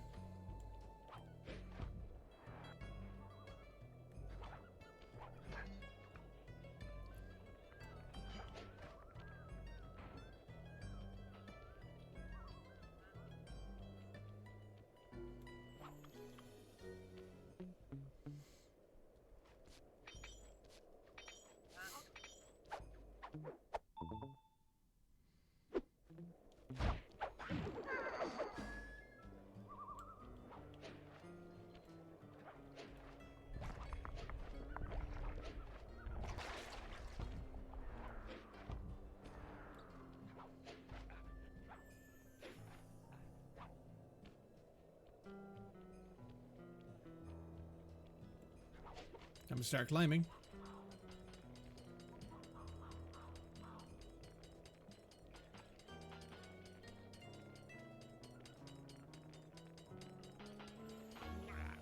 Ouch. Ouch.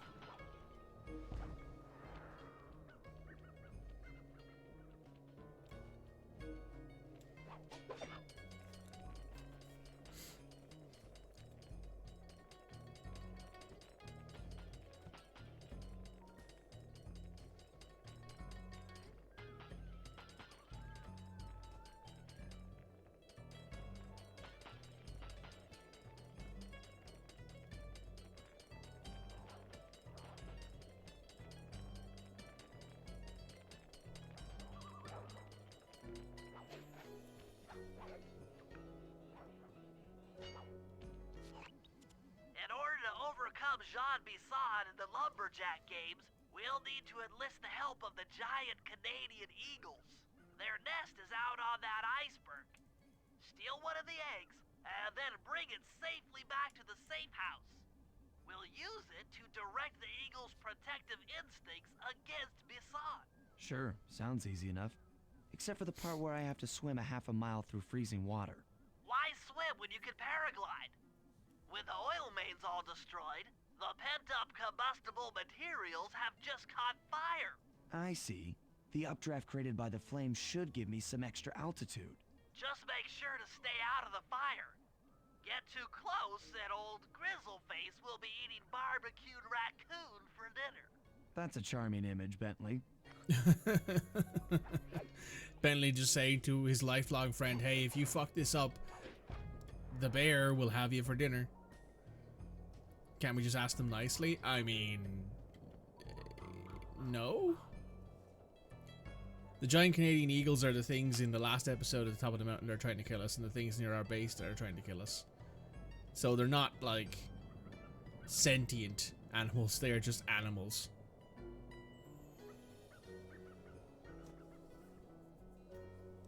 Or sapient. I know it's one of the two. It's sapient or sentient. I don't remember which one is specifically for intelligence or like cognizant animals.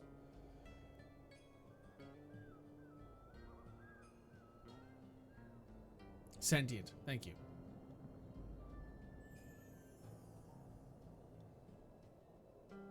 So yeah, in the case of these giant eagles, they are not sentient. They are just eagles. So, unfortunately, we do have to steal one of their eggs.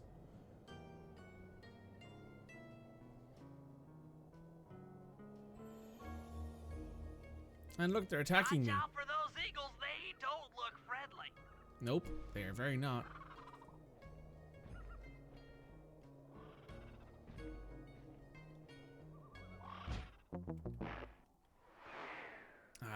I made it most of the way there. I think I get to start again now, do I? I think I do. Yeah. Fuck, I fell. Well, at least that restarts it. Alright, let's go again. Let's go again.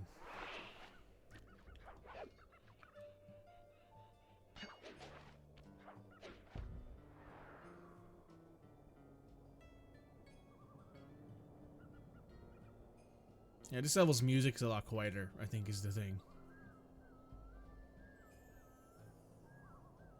Also, I love how the paraglider is just Sly's face, or Sly's, like, mask, or calling card, I think is what he calls it.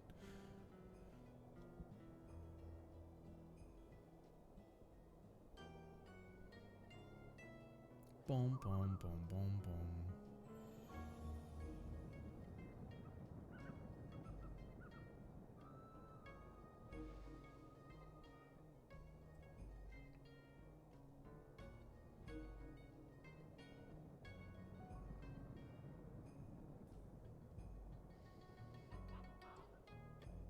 And we are a little bit away from it.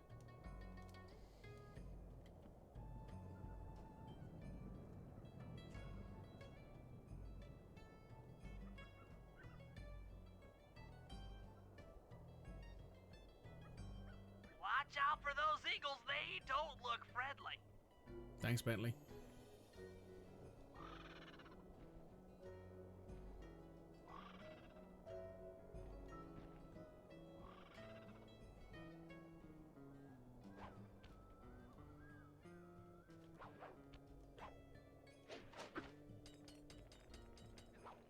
I'll have one eagle egg, thank you very much. Excellent job. If you could get that eagle egg back to the safe house, we'll be all set for the lumberjack games.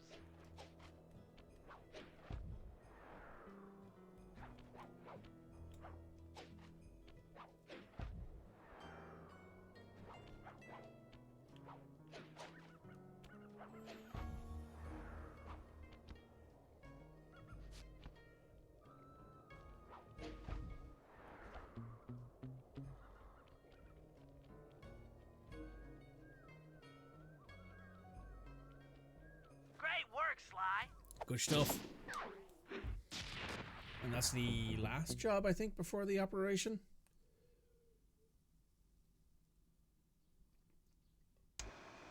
The Lumberjack Games are upon us. Yep. Now, despite Murray's study of the log chopping guide, none of us are skilled enough to beat Jean Basson at his own game. So, though it pains me to say it, we'll have to cheat. Murray, you'll participate in the power log chopping competition. Get us a good score, and then let Basson up for his turn. While he's chopping, I'll sneak the eagle egg into his trousers, and the protective parents should disturb his axe swings. Sly, given your ascension skills, I've signed you up for the ice wall climb. We'll keep Basson from beating your score by pulling him off the wall with some nearby grappling lines. And finally, I'll represent our team in the log rolling competition. With my knowledge of rotational mechanics, we're sure to get a stupendous score. Sly will be in charge of greasing Basson's logs, so he has no chance of beating it. If you guys are ready, I say we head out and show these meathead lumberjacks what we're made of. Nice. Let's go do this. I believe this starts with Bentley. Yes. Okay, guys, let's head down there and win those talons from Jean Bisson. Sly, try to keep a low profile when we get close. We don't want him to recognize you.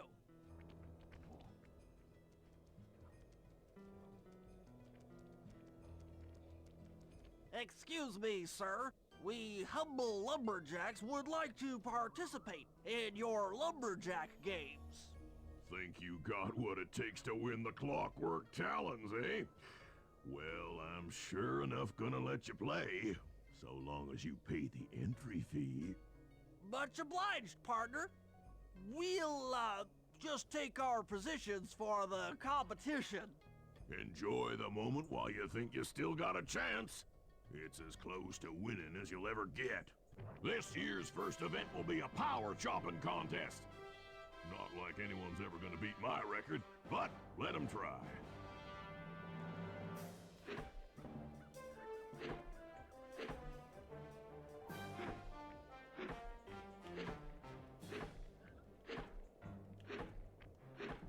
Not bad, Hippo. But watch and learn as I destroy that log without even breaking a sweat. Bit of power chopping there, boys. Benny said trousers, not pants. He did. Okay, Bentley, you're on. Plant the eagle egg on Basson, and the angry eagle parent should swoop in and throw off his axe timing. Bentley has pulled out the egg at this point for some reason. I don't know why, but this is just what he does. And we gotta avoid being attacked and mauled to death by giant eagles. And we can't jump, by the way, so that's something we can't do right now. We have to wait for these ice blocks to float back and forth so we can get on them.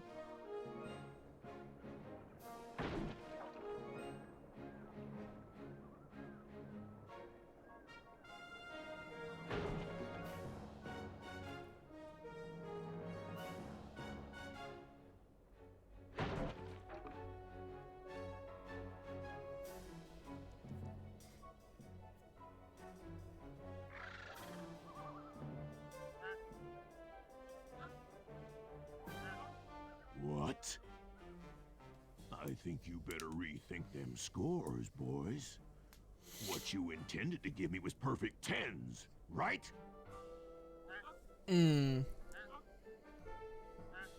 So your pink friend knows how to handle an axe. Let's see how you handle a vertical wall of ice. Time to climb.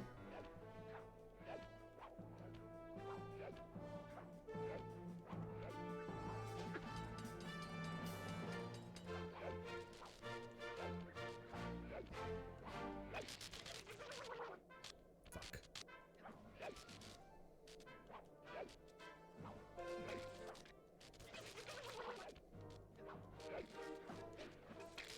Pretty Get it on good for time. a scrawny raccoon. Now, watch and learn as I demonstrate the art of power climbing. Murray, use those grapples to hook onto Bisson. You will need to hook him with all 3 lines to pull him off the wall.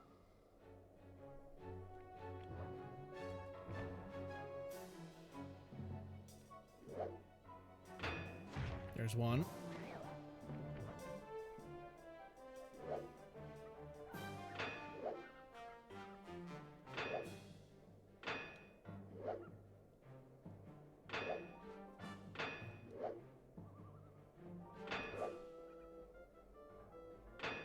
No, this one's going to have to go again, I think. Yeah, I just got the second one. I'm not going to have time to get to the third one, I don't think. No applause for that masterful display of climbing?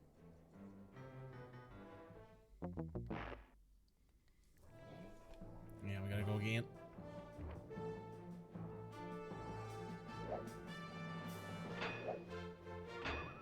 There we go.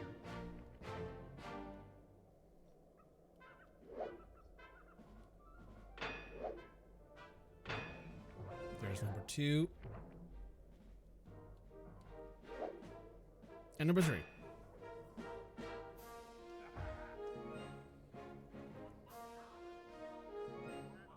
It seems you have pulled the wrong cards again. Did I ever tell any of you the story about the judge from last year's competition who mistakenly gave me a score other than 10?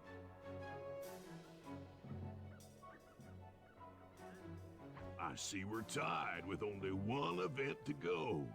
Unfortunately for you, I've saved my best event for the last, the spinning log competition. Okay, looks easy enough. I just need to stay out of the water.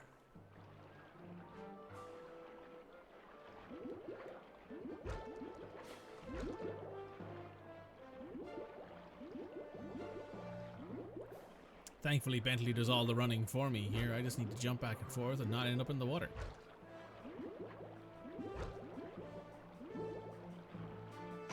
He cheats too. This is great. Yeah, so he basically bullies the judges into giving him perfect scores every time. So, like, we're cheating, but he's... Oh no, that's it. Yeah.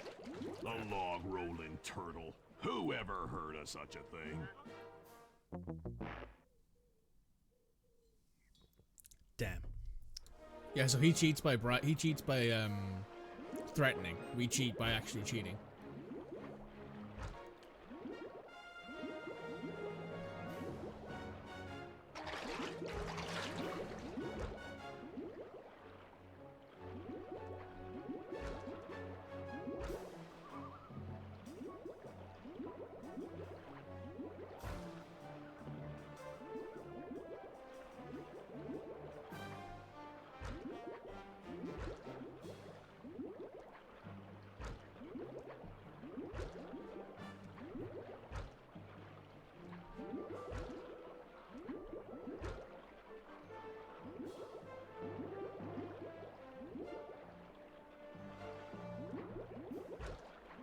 You're one lucky turtle, I'll give you that. But now, watch how a skilled log roller does it. This is crazy. John Bisson's got those judges so intimidated, there's no way he can lose. You're right, Murray. Those guys need to go.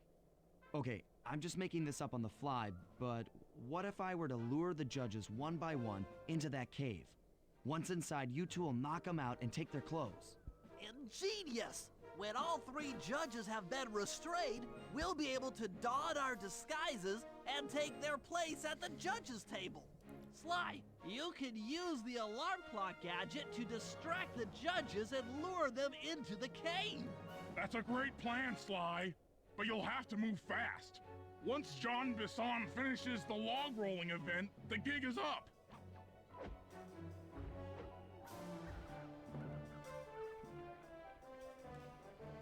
Yeah, now we gotta use the log rolling. It's R2, okay. We gotta use the...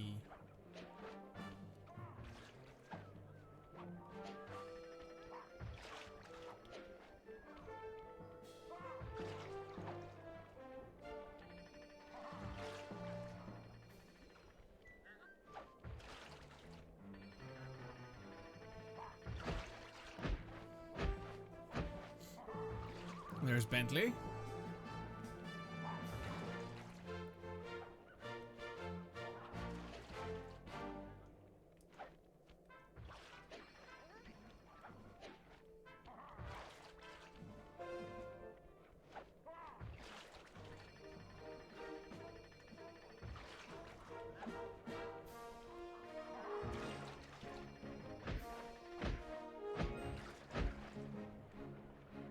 There's Marie.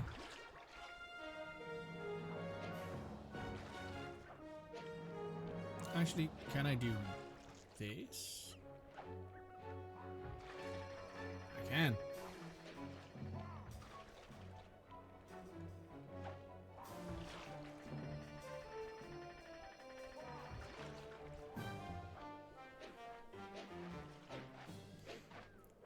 Now we are the judges.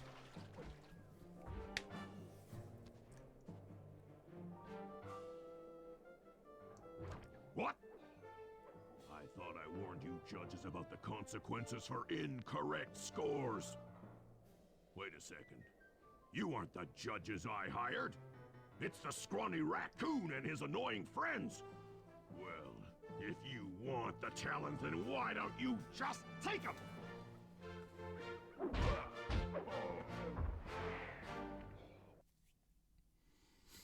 Well, that worked out, I guess. Oh, my aching head.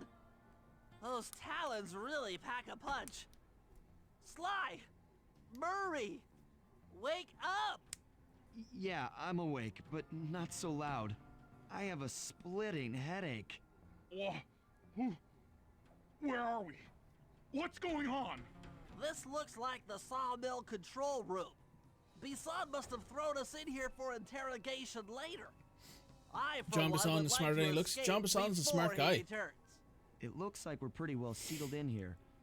Unless Unless what? you can fit through that hole. I think I could squeeze through there. I'll drop down and try to free you guys from the outside. If there's any trouble, I'll call with this walkie-talkie. You might be able to help me with these sawmill controls.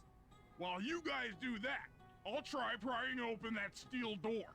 Given enough time, I might be able to make some progress.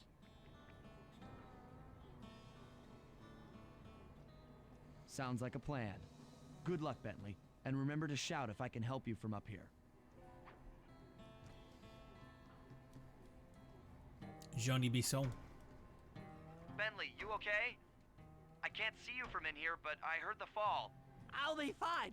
Just give me a moment to catch my breath. Well now, Candy Britches.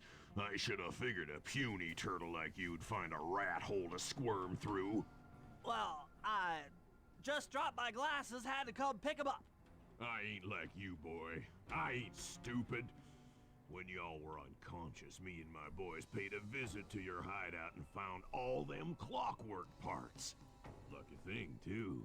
Arpeggio is willing to plunk down a king's ransom for the whole lot. I even threw in the talons. You sold all the clockwork parts? Arpeggio has them all? I wouldn't expect one of your kind to understand the finer points of commerce. You turtles are too stupid to know a woodcutter from a woodchuck. That's it. Time I showed you just how stupid we turtles really are. Sly, on my command. I hear you. Prepare yourself, Bisson. En garde. Probably related to M. Bison. Okay, Probably Walnut. not. Get ready for a smushin'.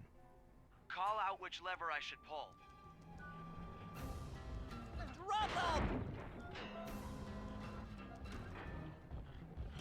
Fire up! Saws! There you go. Ow. Saws? Sizzle his gizzle! Kabam! Blades! Blades! Okay. Logs! Logs! Come on in here, boys. Let's get this varmint. Saws! All right. Drop them! Yep. Flames! Saws! Saws! On it.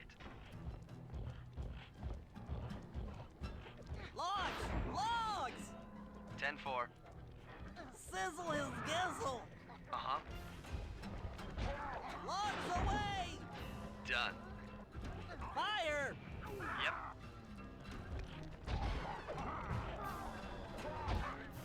Fire up! Okay. Saws! Saws! Kabam! Fire! Done. Saw blades! 10. Log drop! All right.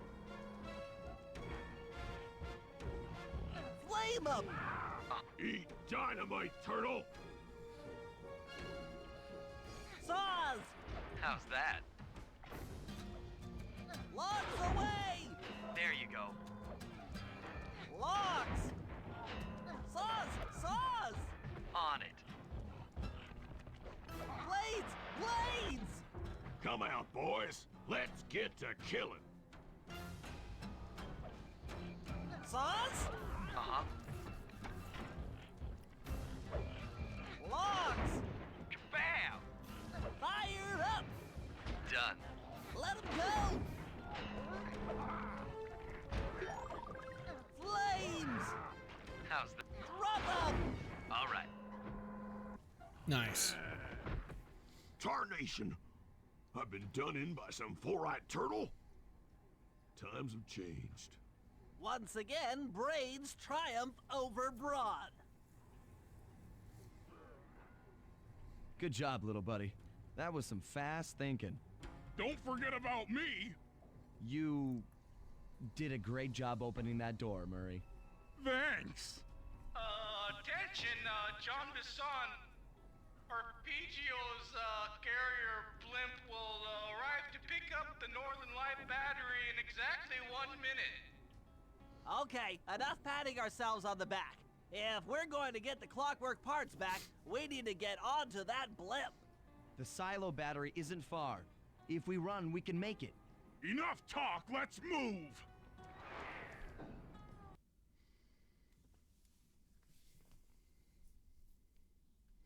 Shake a leg. That blimp's on its way.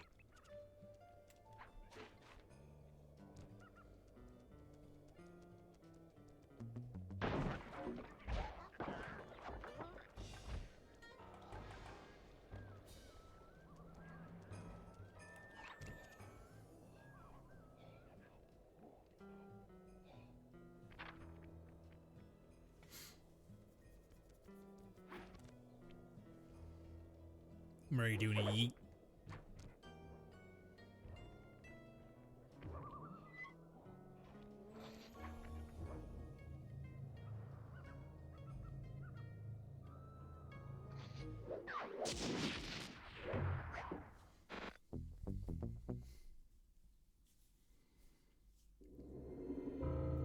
As we shut ourselves into the Northern Light battery, it became black. For a few long minutes, we just sat there in darkness. No one dared to talk for fear that Jean Bisson's men might discover where we were hiding. Time seemed to have stopped. And then, we felt it. We were being lifted up to Arpeggio's blimp. It was all so strange. The focus of all our schemes had been stolen from us. Our clockwork parts were gone. Looking around the inside of the battery, I knew we all felt it. Failure. I was twitchy and ready for action.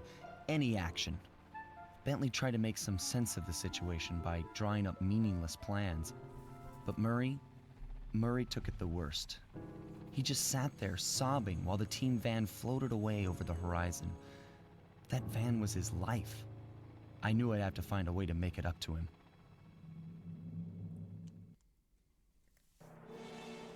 Easily the saddest, well, one of the saddest ending points to it.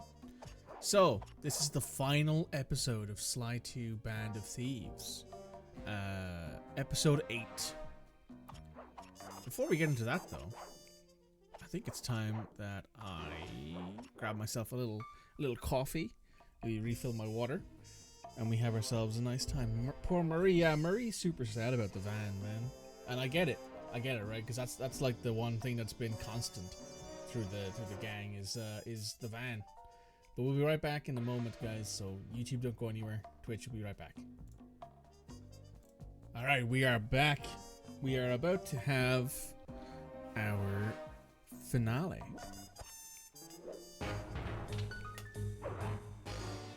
The van is their home. Well, it was their home. There we were, heading east across the Atlantic Ocean, stowaways on a giant airborne fortress. Though time was short, we made sure to study up on our unknowing host, Arpeggio.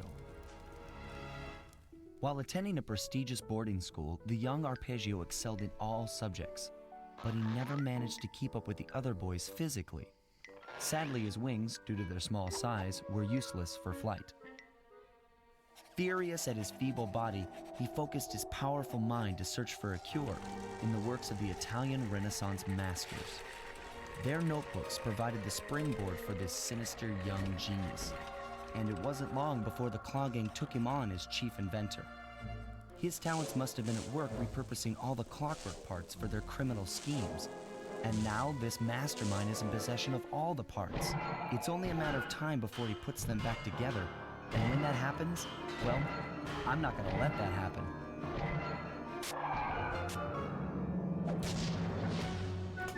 Sly Cooper and the gang in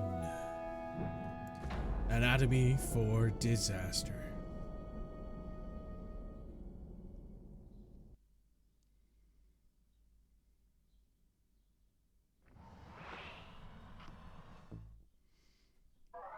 Welcome to what I largely consider the most annoying episode in Sly Cooper, because you're on this goddamn blimp.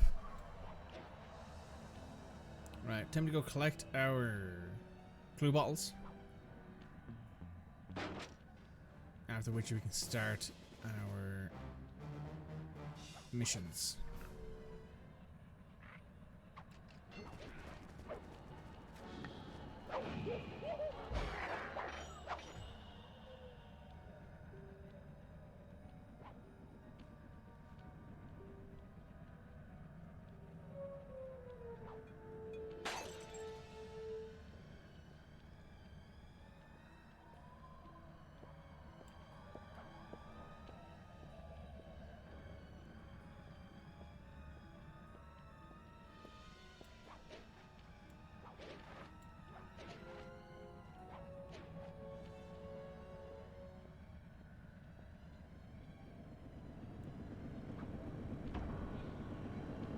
Might be able to get the extra skills. I don't think so. I don't think I have enough money for that. But it doesn't really matter, right? Like the skills, I'll be honest, are they're sometimes a nice bonus, but you don't need them for anything in particular. Aside from the alarm clock, the paraglider, and like I think that's it. I think that's the only two skills you need to buy for story progression. I don't even know if you need to buy the alarm clock. You might just be able to get it.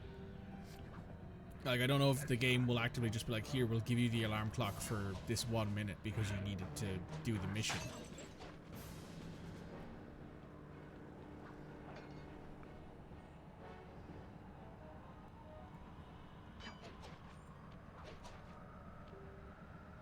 I could for sure buy a good chunk of them though. That's not an argument for sure. I could buy a load of them if I wanted to.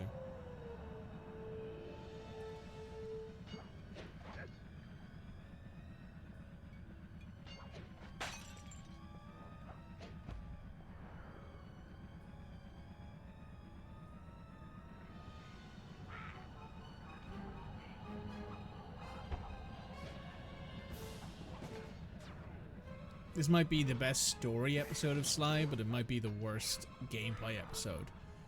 Because goddamn, just climbing all this crap and doing all this it's so annoying at times. I'm like, oh, I need to find the last clue bottle. Okay, now I gotta spend 10 fucking minutes climbing something to get to it. You know? It can be quite frustrating.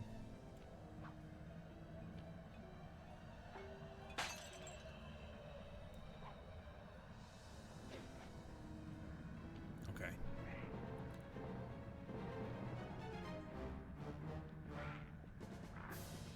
let's head over here.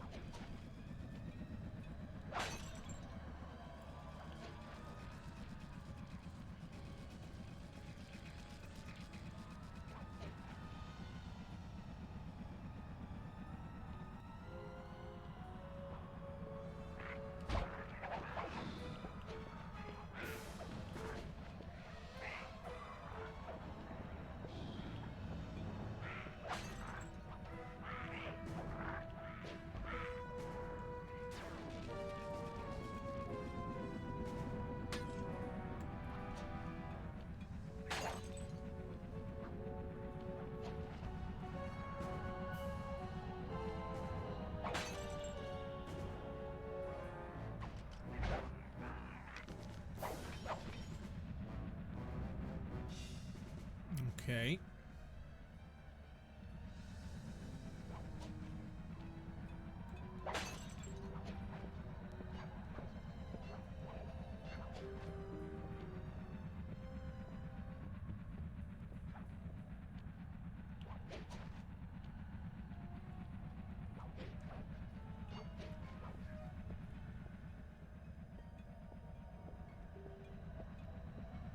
That one's absolutely above me.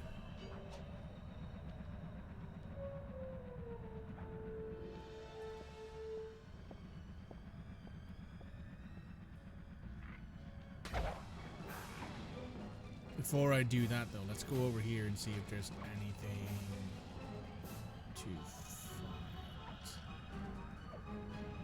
There undoubtedly will be.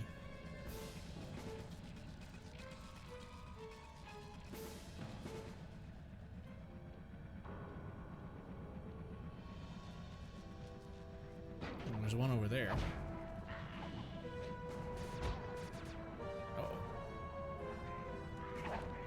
And on that day, Sly fell to his death.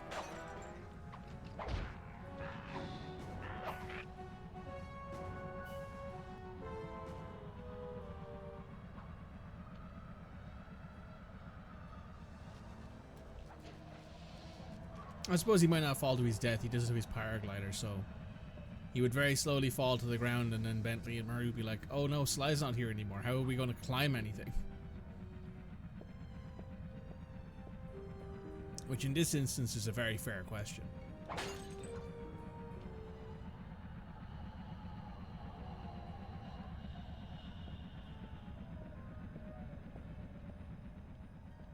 I think that's all the stuff on this level, so now we can go up to the next one.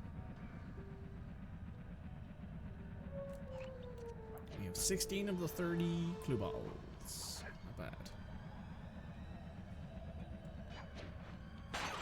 17.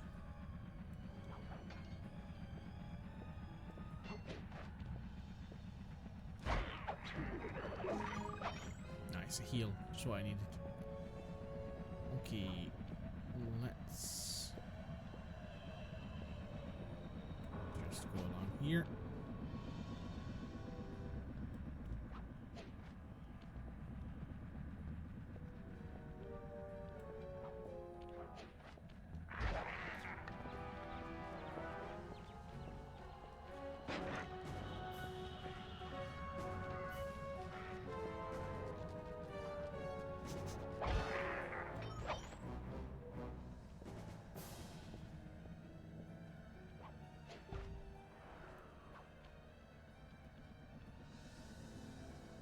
Oh, that's right. There's something above me, I think.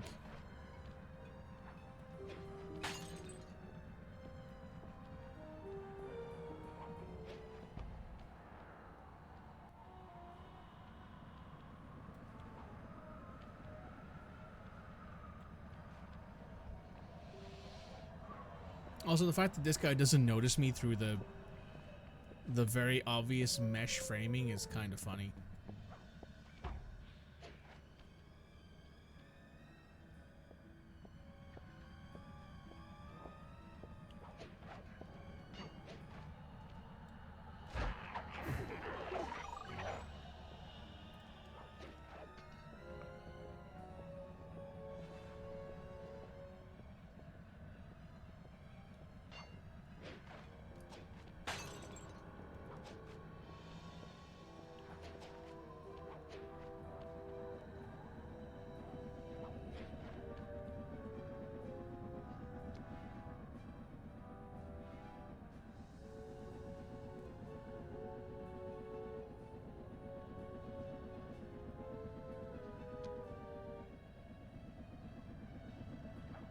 I don't actually know if this might be the first Sly game where you can't get all of the clue bottles, because I think there's some on top of the exterior, like, massive poles that you see around here. I don't remember. But for now, we'll gather up what we can.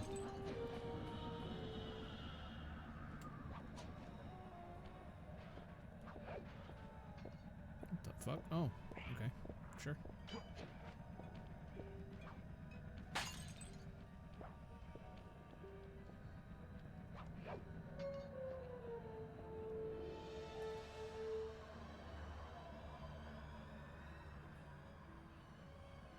Oh, look, it's like the Contessa's blimp. It's following us.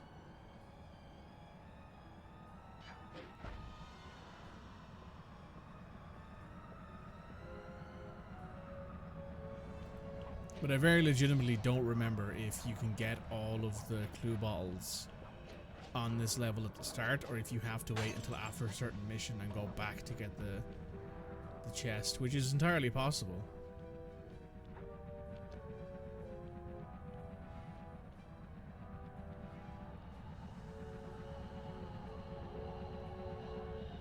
What are we at now? 23?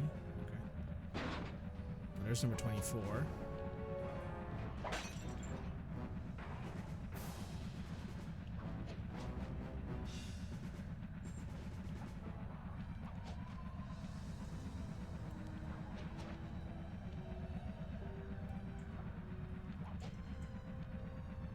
And there's 25.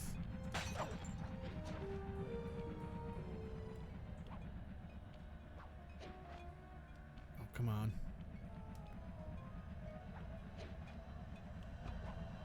Ow.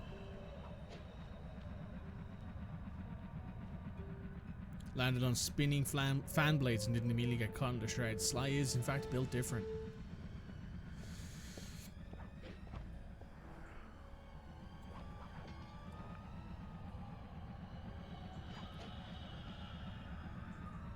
Okay, so there has to be...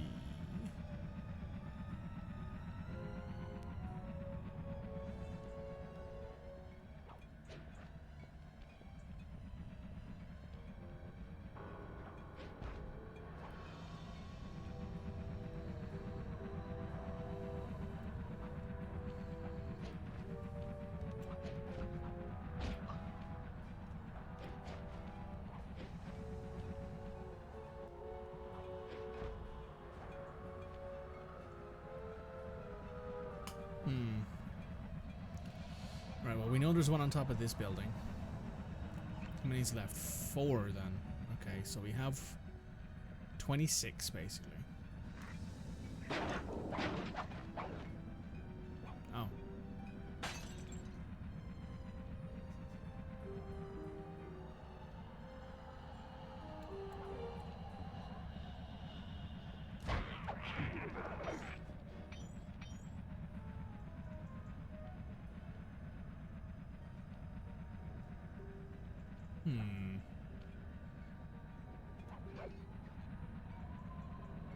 Ah, there's one.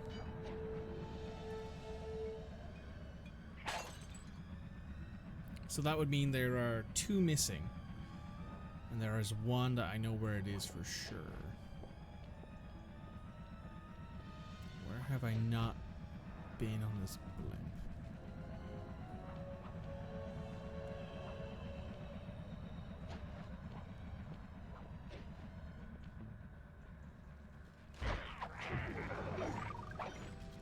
Nice.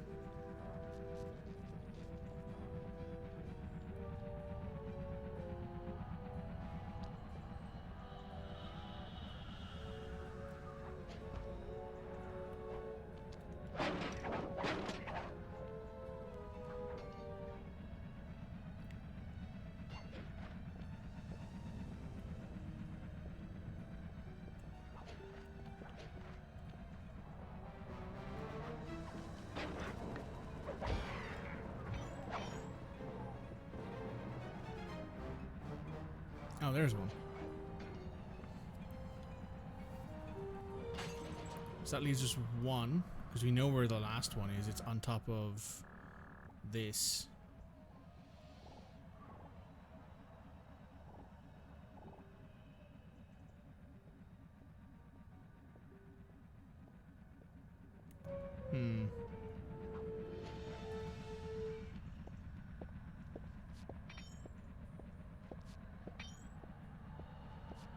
I like how Arpeggio's flashlight guards, like the quote-unquote big guards that every other klaww gang member has, like everyone else is just like, oh, it's a different species, it's a bigger dude.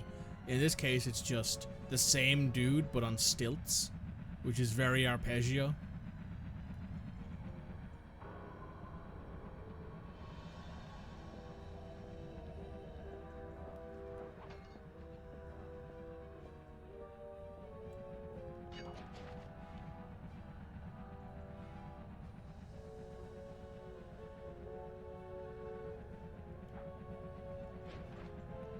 It's probably over here, I'd say.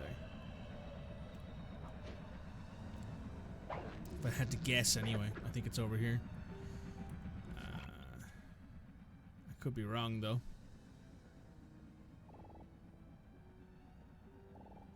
Maybe it's over there underneath that area. It's my best guess. Ooh, he got me.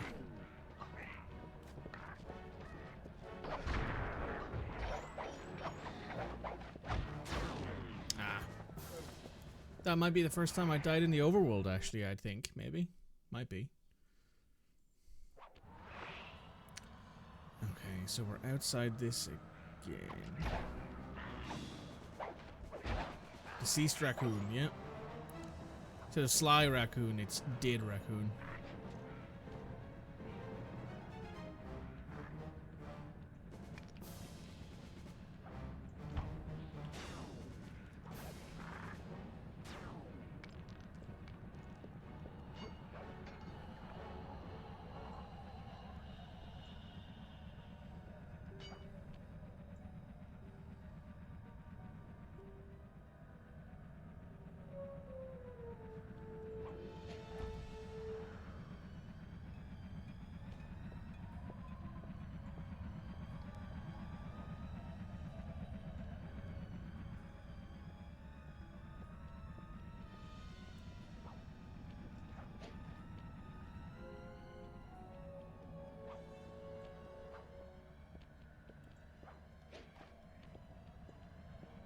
There's a treasure here, not a clue bottle.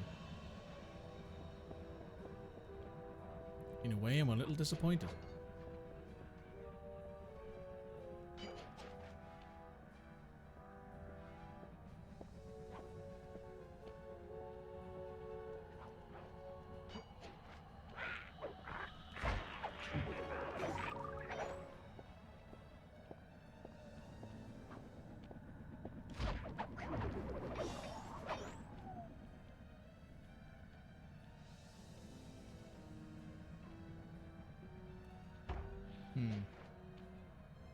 Oh, I hear it.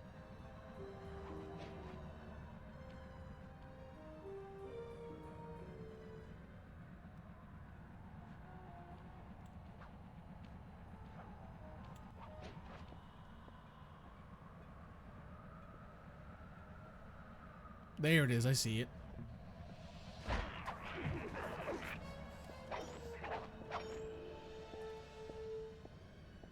Okay, I think I need to go up this so that way I can paraglide over there.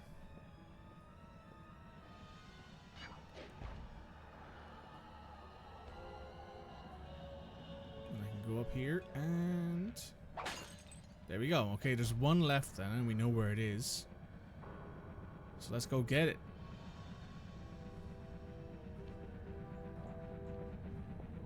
Just gotta get on top of this bad boy.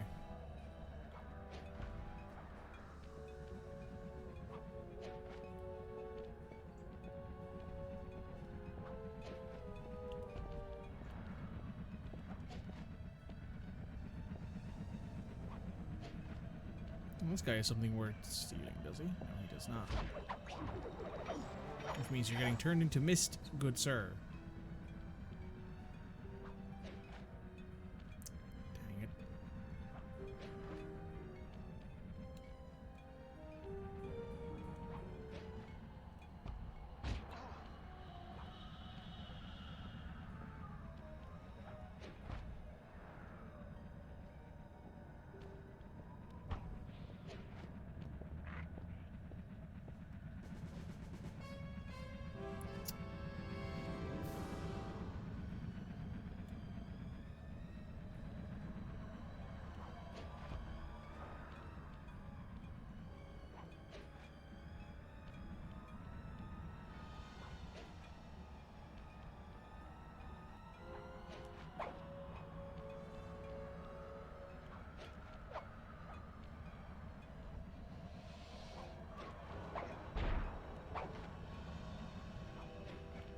There we go.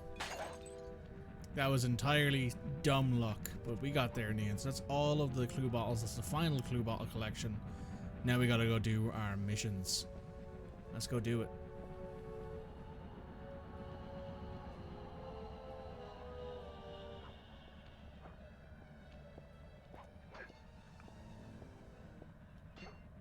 Oh, well, before we do that, let's pick a few pockets. I'll pick this guy's pocket at least. Nice.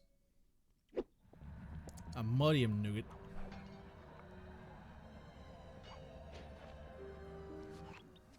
My instruments have picked up large magnetic fields radiating from inside that blimp. If Arpeggio's already started reassembling clockwork, that's where you'll find him. Sounds good. I'm on my way. Don't waste any time here, Sly. Get to the blimp and take some recon photos. To build a plan, we need to know how close they are to reviving clockwork. Relax, Bentley. I've got it under control. He says just before things no longer were under control.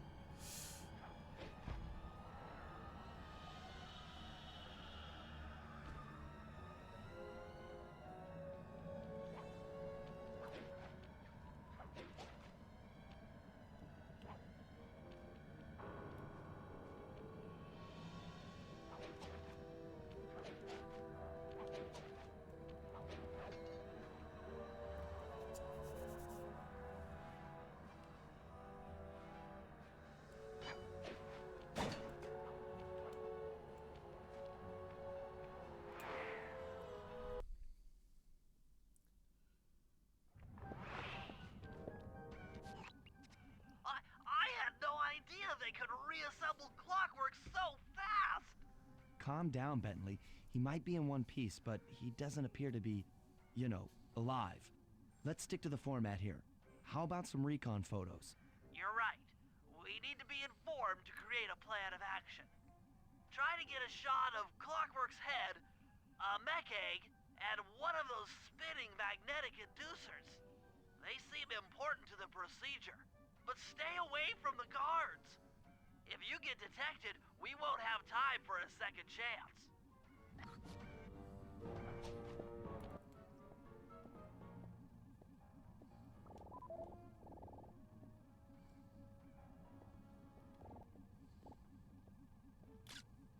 These magnetic inducers seem to be holding the clockwork parts together.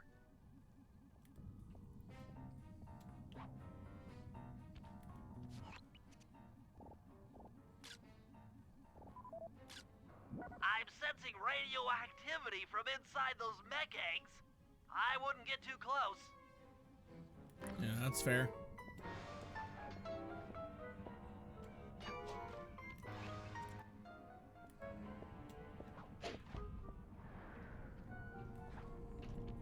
Oop.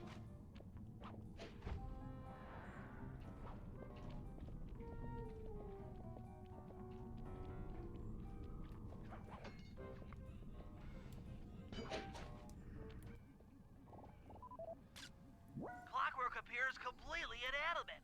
We still might have a chance. Sly, I'm detecting voices from the front of the blimp. I think it's Arpeggio. Oh, hi, Neela. Been a while since we've seen you, eh?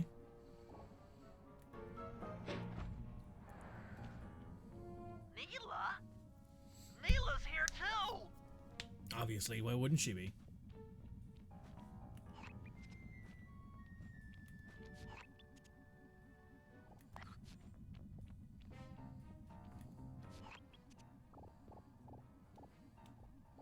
Arpeggio. There he is. The mastermind behind this blimp and the source of Also all known our as problems. Arpeggio. And Neela. I can't believe it. She must have been working with Arpeggio all along. Would you believe it? I don't need to study those photos to see the writing on the wall. Clearly, Neela and Arpeggio have conspired together to rebuild Clockwork. And it looks like they're dangerously I'm so close shocked. to realizing their goal. Look, Bentley, I know it's not your style, but I need a quick plan of attack. Try to think of a way, any way, to stop Clockwork from getting reassembled. Well, those magnetic inducers seem to be holding the parts together. If you reverse their polarity, it should pull Clockwork apart. Unfortunately, the inducer speed control station is locked down tight. Pickpocket keys for the 4 patrolling guards to get at it. Then you'll need to manually reverse the polarity of each inducer deck at the top of their rotation. Consider it done.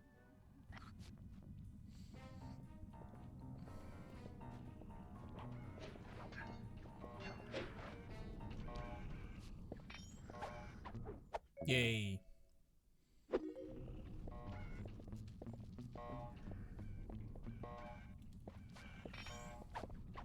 Yay.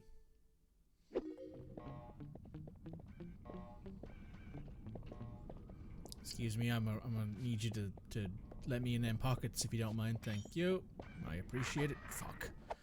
I walked into him.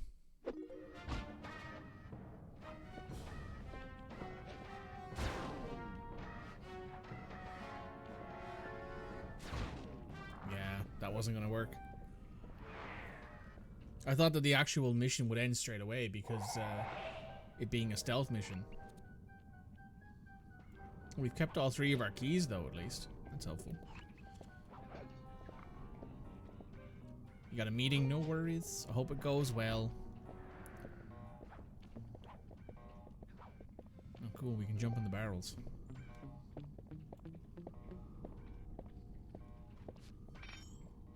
There we go. That's all of our keys. Now get to the speed control station to slow down those spinning inducers.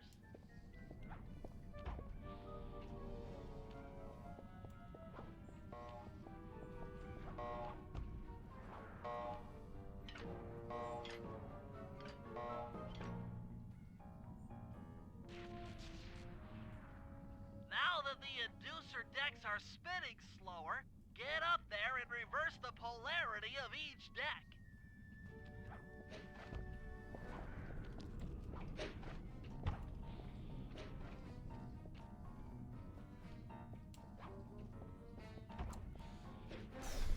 Don't know how that didn't get me caught.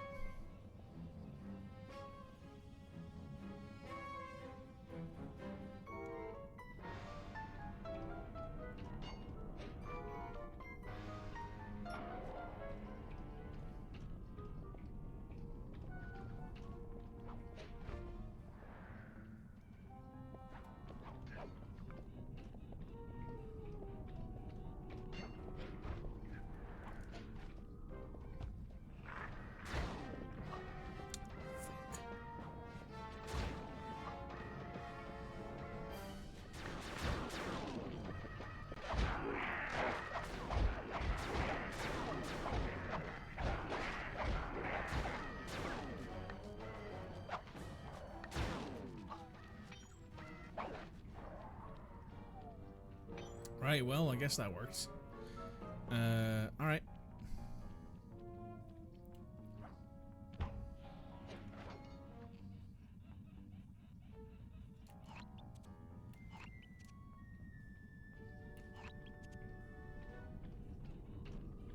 Now I'm gonna wait for the next one.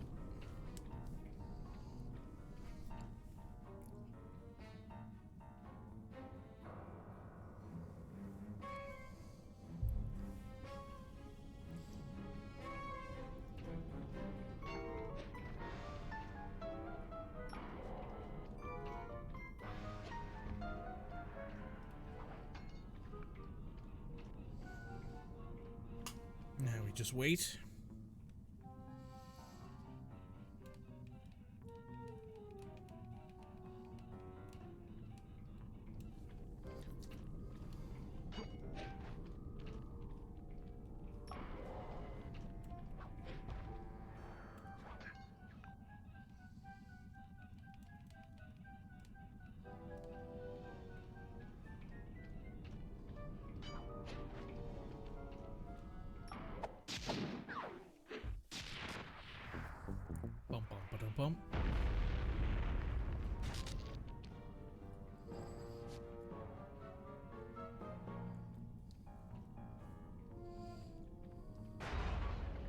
What's all this then? The magnets have been reversed. But by Jove, it seems to have locked the clockwork parts into place. Excellent.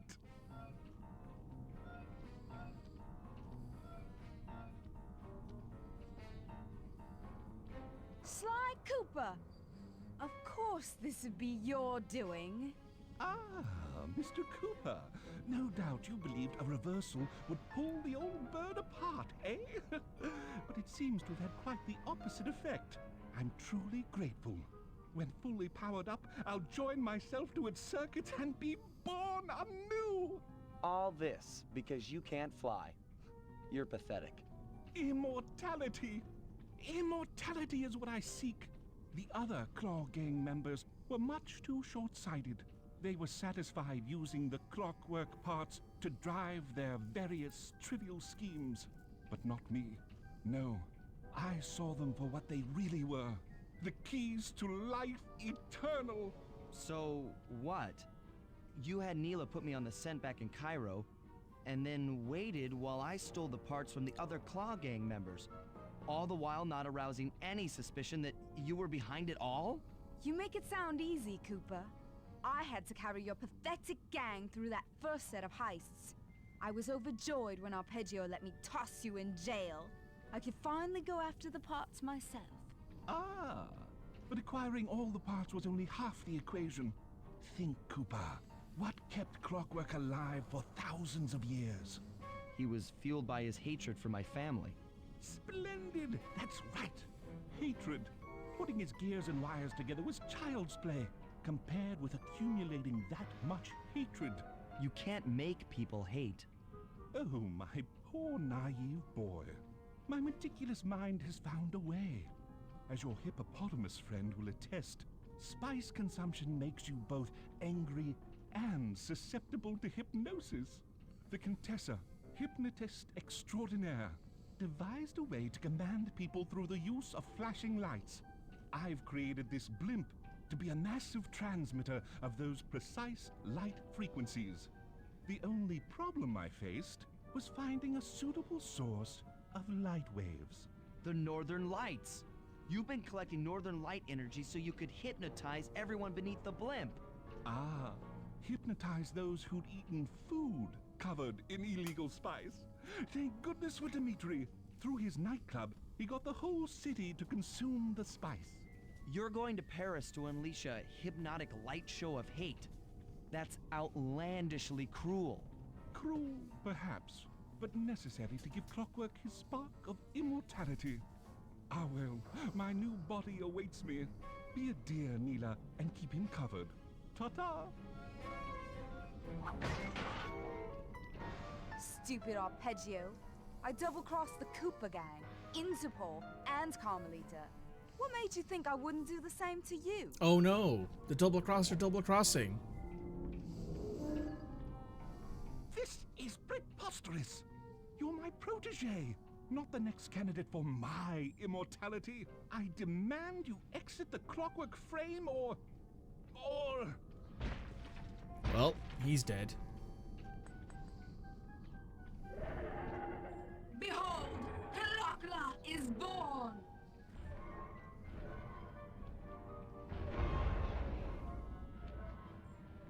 Well.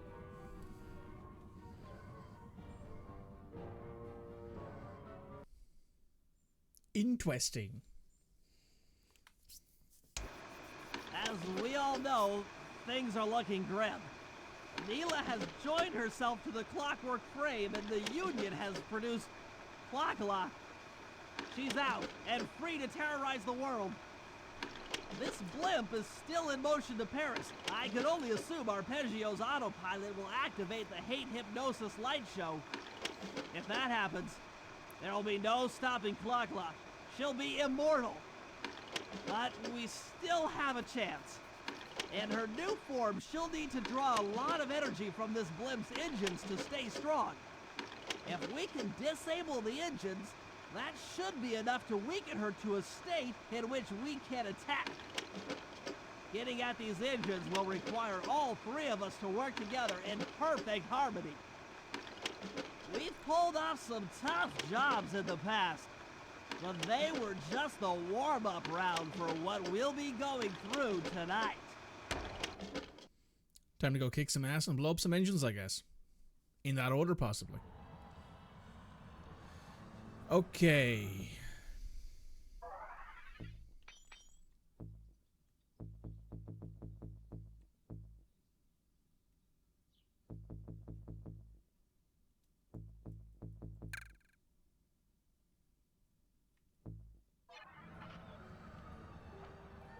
Mr. Cooper.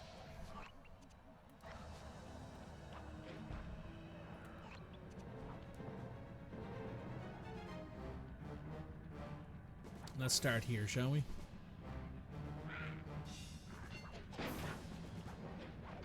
Why not?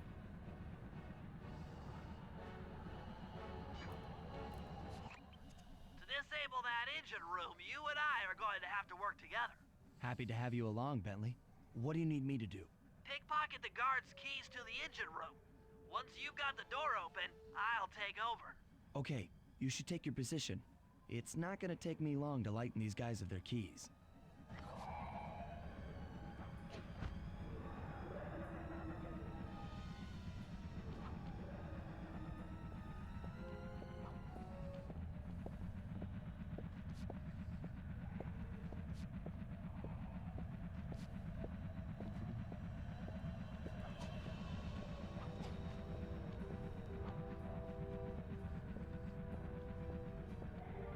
Oh, there's klaww.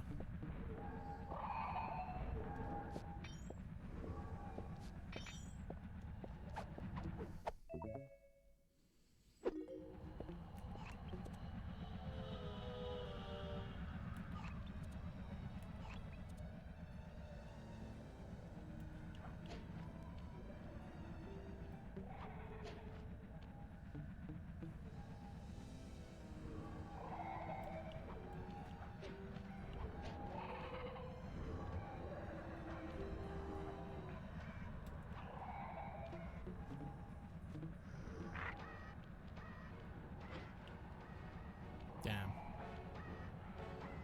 Uh-oh.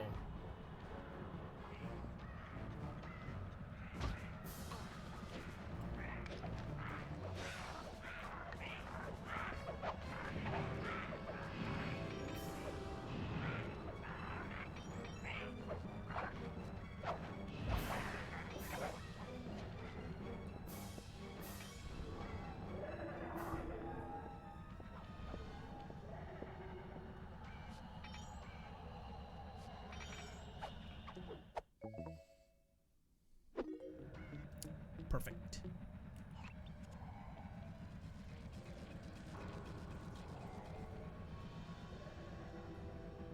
There's a dude up here we need to pickpocket from.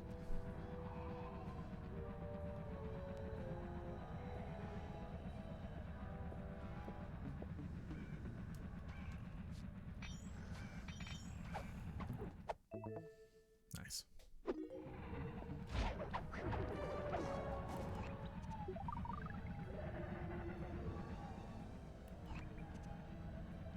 He's over there.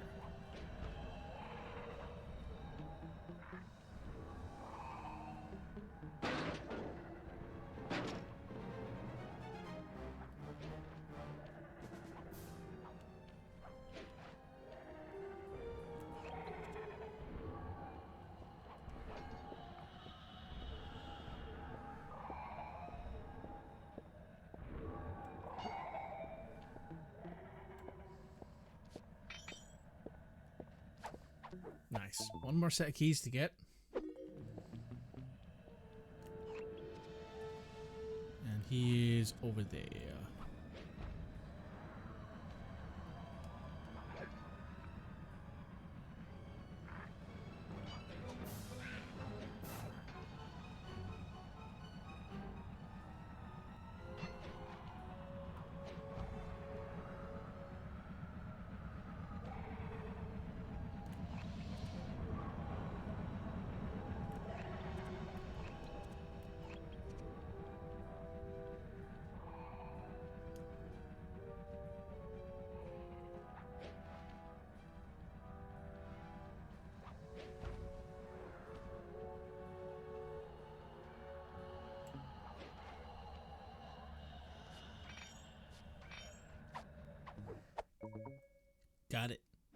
Okay, Sly, I'm waiting by the engine room door.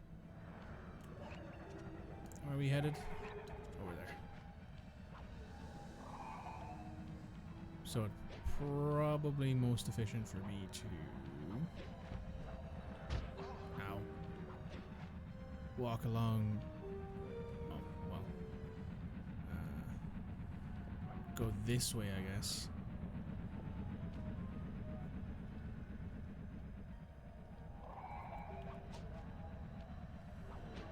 Head up this way, I guess? Yeah, that'll work. That'll bring us out relatively close.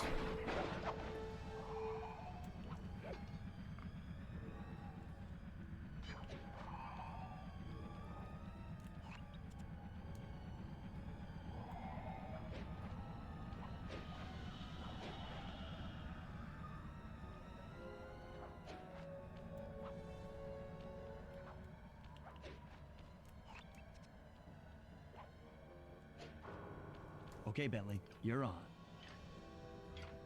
Part 1 complete.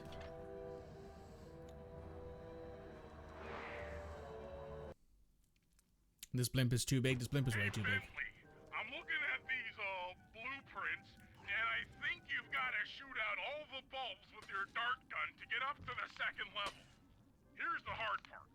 Once you shoot a bulb, you'll need to then take out the bulb the electricity is going to. If you miss and break the wrong bulb, there'll be a big power surge and kablam!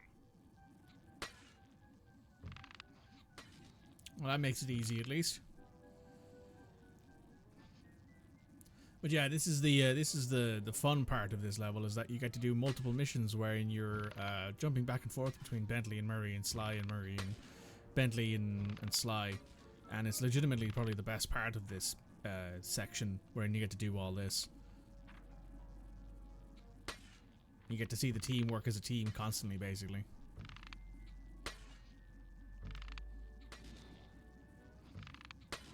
Oh, that was very close.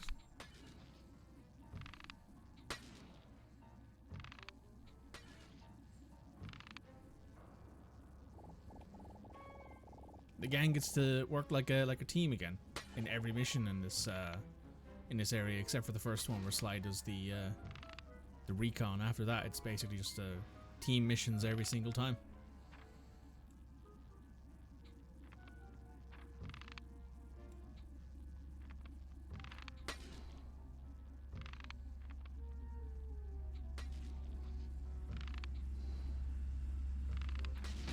Fuck.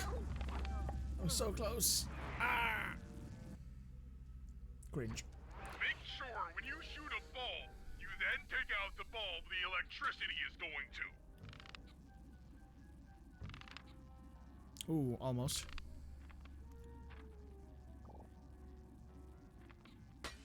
Sniped.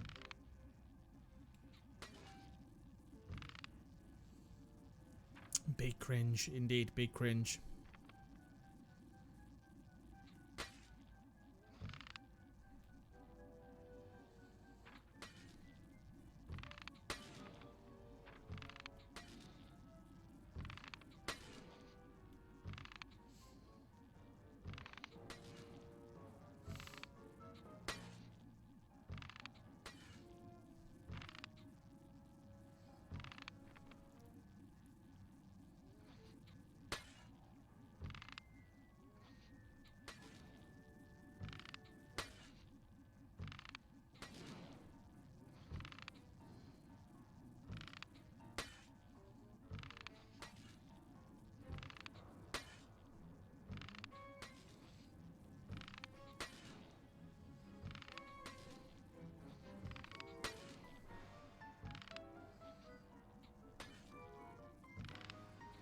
Okay, pal.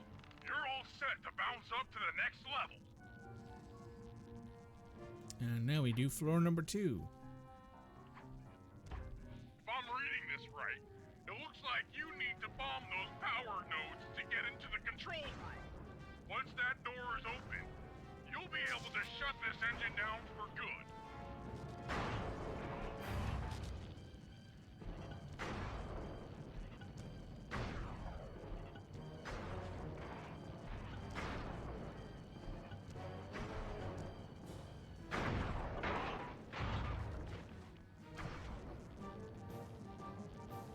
I'm missing one. There we go.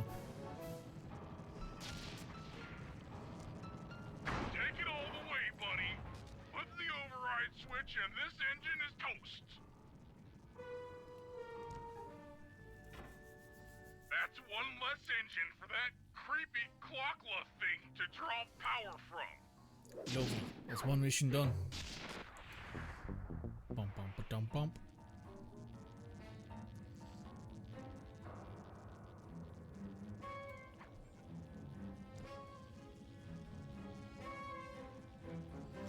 Now it's time to head out and go to the next one. Since we're playing Bentley, we'll go to Bentley's mission. That makes a lot of sense. Why not?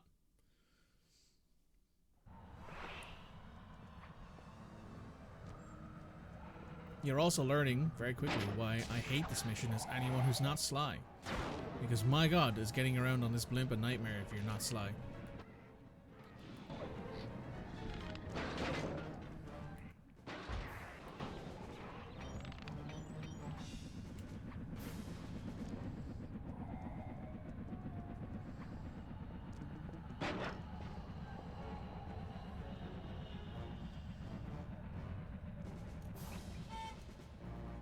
What the fuck? Hang on. Okay, we're back. Apologies about that. Someone came to the wrong house. Let's keep going. Bentley.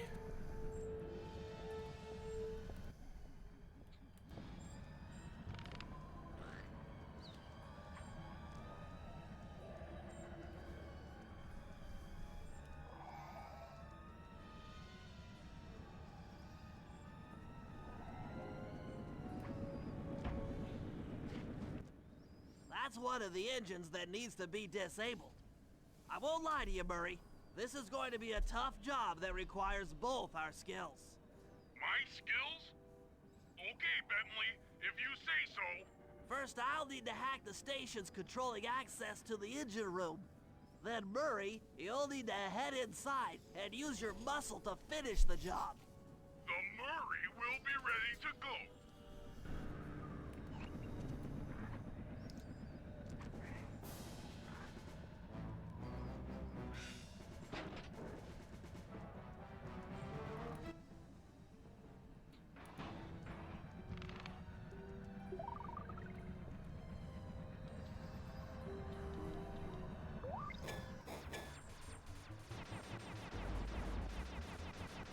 Oh yeah, that's right. I forgot. This is where you get the bouncy shot upgrade.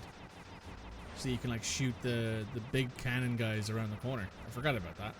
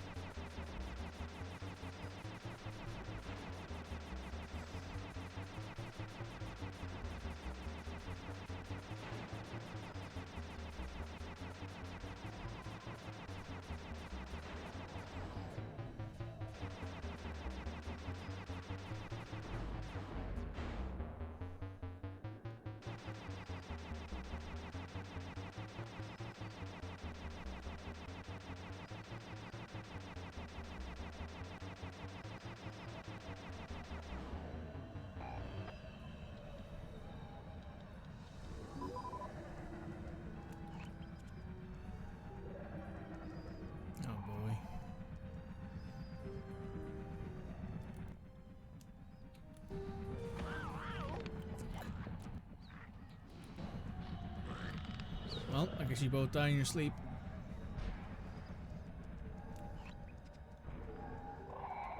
At least they never knew.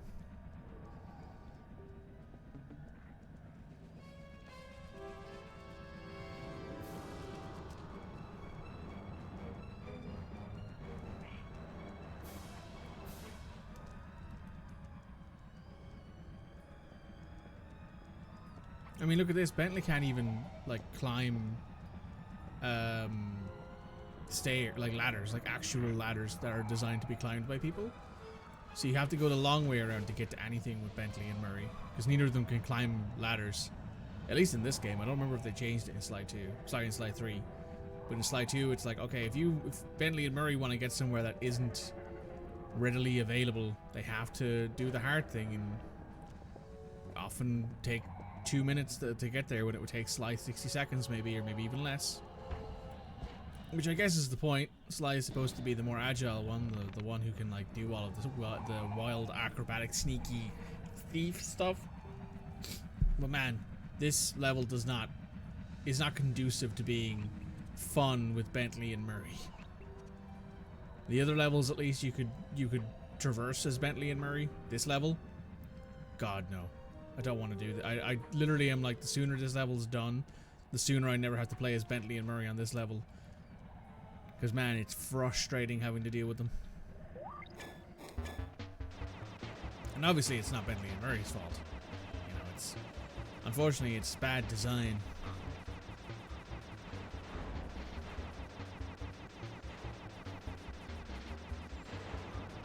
Like, if it was just Sly on the blimp, I'd be like, okay, it makes perfect sense to just have this ultra difficult to traverse level. But at that point, then how do you get Bentley and Murray to help? Like, what happens when Sly is like, hey Bentley, I need this thing hacked? And, or, you know, you need someone who's a bit stronger to lift something, or to move something, or to tear something apart. And it's like, alright, Murray, I need you to figure out a way to get the van to fly. Which would have been cool, but, you know.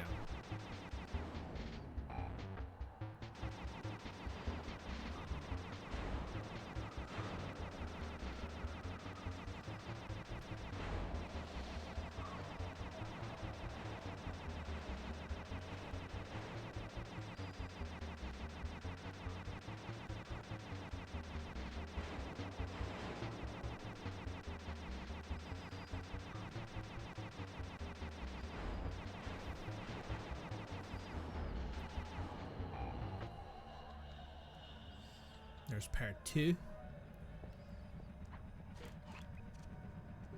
Still better than Joker à la Trois, or whatever it's called. I've not even watched that movie, and good lord, I don't even know what they were thinking. I've heard the new Superman's good though. Maybe I'll watch that at some point. Still haven't watched The Second Accountant actually. Maybe I'll watch that tonight. That'll be fun. Something nice to do on a Friday evening.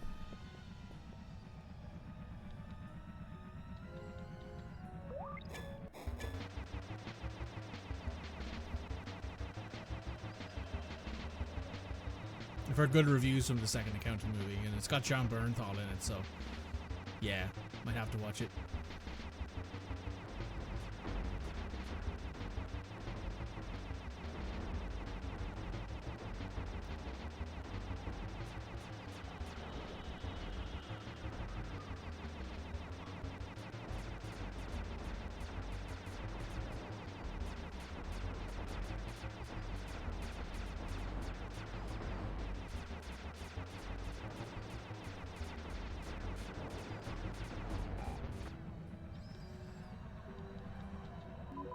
The Accountant 2 is very good.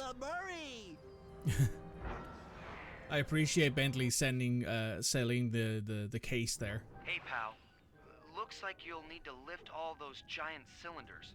Once they're locked in the up position, you'll be able to take them out from the top level. Heads up, pal. You've got company. I watched the first one, not when it came out, but I watched it, I think, on a streaming service, and I really enjoyed it. So I think it makes sense that I'd enjoy the second one. If it's just more of the first one, then yeah, absolutely. Also, it's kind of fun seeing Ben Affleck in a non-face movie, because he was kind of known as, like, you know, the pretty boy for a while. Like when he did that movie with Matt Damon, I think it was. Is it Matt Damon? Where like Matt Damon's a math prodigy, and they're like in Boston, and like the two of them are like working construction, and he's like, Ben Affleck's character says to Matt Damon's character that like, all I have is being able to Good Will Hunting. That's right, he's great in that as well. How's Murray's lifting technique? Not great. The way he lifts makes me worry for his back in a few years. Yeah, Good Will Hunting. It's a very, very good movie, and Ben Affleck is mostly known as like a pretty boy, but I really liked him in Good Will Hunting and in The Accountant one. Murray doesn't lift with his knees at all. It's his big problem. Like, if you look at his lifting form, he like lifts with his back a lot to get it off the ground, but he should be bending with the knees and keeping his back straight. That one that won all the Oscars, a very famous film. I mean, I always forget what the name of films are. I know I've watched them. I'm not great with film names. I'm great with film, like, retention, with the retention of the actual content of the film. Nice work. Head up to the second level and thunder flop on the giant cylinders. That should finish him off.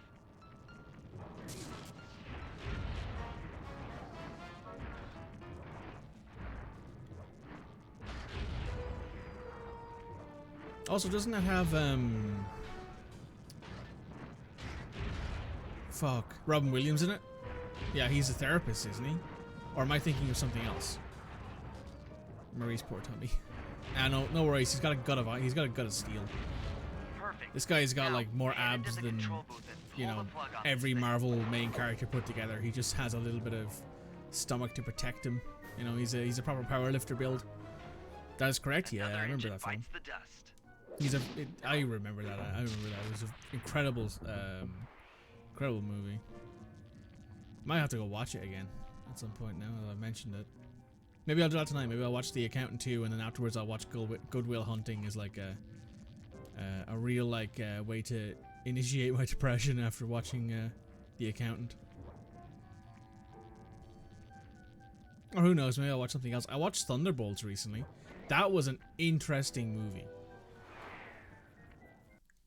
That was a movie that I was not expecting to be nearly as heavy and as dark as it was. See, not even Murray can climb ladders. Alright, let's go over to Murray's mission. Because I think this is the last one. Or at least the last one that we can do for now. I also watched Good Morning Vietnam recently. Again, that was very good. It's such a great Robin Williams film. Man, he's a guy who depression took way too soon. It's a real pity that he couldn't get any help. That he was such a great actor and a great comedian too. Really funny. Murray, it looks like I'm gonna need some help. Good Morning getting into Vietnam. that Doesn't engine surprise me that he can Rival can count and Bentley Rival tells me can that the door to that room is quote it. locked down by wall-mounted power stations located throughout this blimp. I'll need you to take out all the power stations and then pry open the door by hand. No sweat, Sly.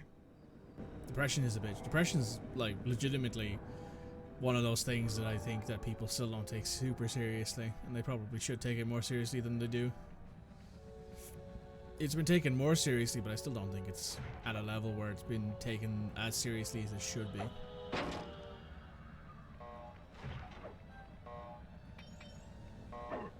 As someone who has clinical depression and suicidal tendencies, I can tell you, it's a nightmare.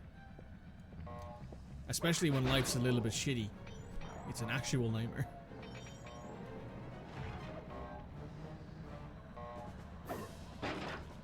Alright, that's that one dealt with. Is there any more in this area? No. Okay, they're all across the... They're all over there. Oop, Murray just got shot.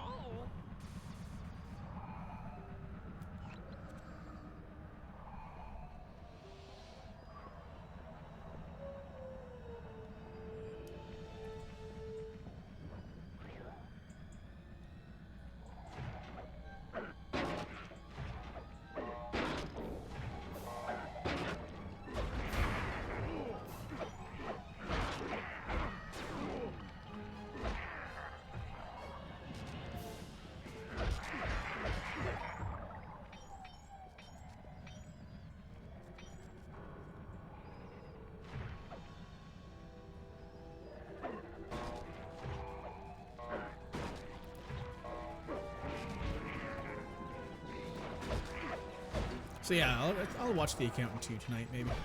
That'll be fun.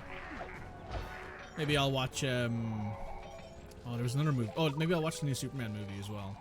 I'll see if I can get that. If I can get a few people who are willing to go to that, maybe.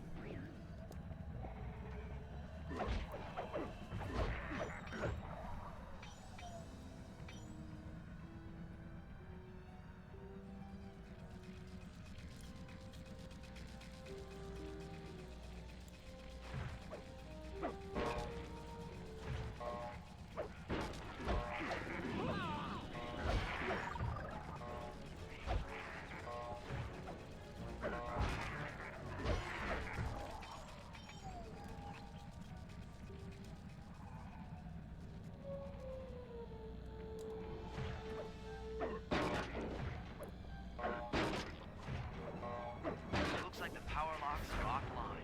Come on back and pry it open.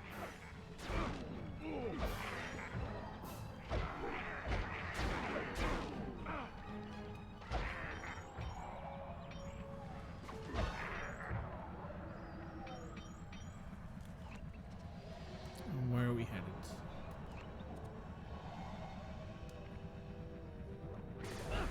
Ah, fuck. Couldn't get around that. But yeah, I watched, Looks like the power locks are offline. Come on back and pry it open for me. I watched Thunderbolts recently, and I did not expect that to be as dark and as intense as it was. That's probably a good way to phrase it. Intense is probably a good way to phrase it, yeah. Oh, it's over there. Okay, so it's up on that one. Okay, so I gotta go this way anyway to get to it. But yeah, it was probably the best Marvel movie I've watched in a while, honestly. And I don't watch a lot of Marvel movies anymore. I'm not particularly into the superhero like thing. That was never really my vibe. I watched like the Iron Man movies when they came out. I watched, I think it was Avengers, the original Avengers movie, Avengers Age of Ultron, and then I basically killed it. I just didn't watch anything else. I thought, okay, this is good enough, and I never really went back to it. I watched the Falcon and the Winter Soldier show because I liked Sebastian Stan and, oh god, what's his name? The guy who plays something McKenzie, I think? The guy who plays Sam. He's also Takeshi Kovacs in the second season of Altered Carbon. But yeah, legitimately very, very good actors. Very, very good actors, and they were great together, and I really enjoyed it. But like, Thunderbolts is a lot of very heavy topics that I did not expect there to be. Your turn, buddy. Anthony Mackie, thank you. Anthony Mackie's a great actor. And so is Sebastian Stan. This place is packed with laser security. First, you'll need to make your way to the far end of this room. Then jump up to the second level to get at the engine room control center.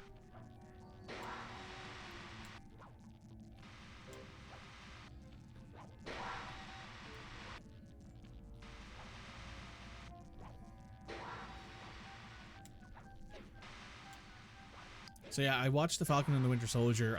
I watched Loki season 1, and then I watched, oh Christ, what's it called? All right, the control center is opposite your position in the room. I watched a few things that they put out, You should be able to get access. and I thought they were good, but like I didn't think they were revolutionary. I couldn't stand WandaVision, which I know that people were like, that was the best show that Marvel had released, and I was just like, this is okay. I couldn't get past the first 2 episodes.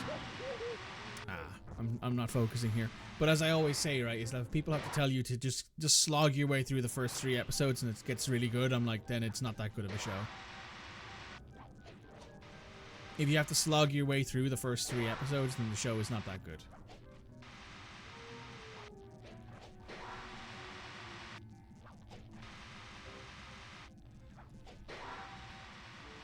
I think people have said the same thing about Attack on Titan. There's another thing I've never watched, though it's been like a cultural zeitgeist for like a decade. But like people are always like, oh yeah, once you get past it, the first 2 seasons, it's so incredible. And I'm like, okay, so why is it not incredible for the first 2 seasons? That arpeggio really knew his encryption algorithms. chance, I'm only 86.5% convinced the code to the vault is 725.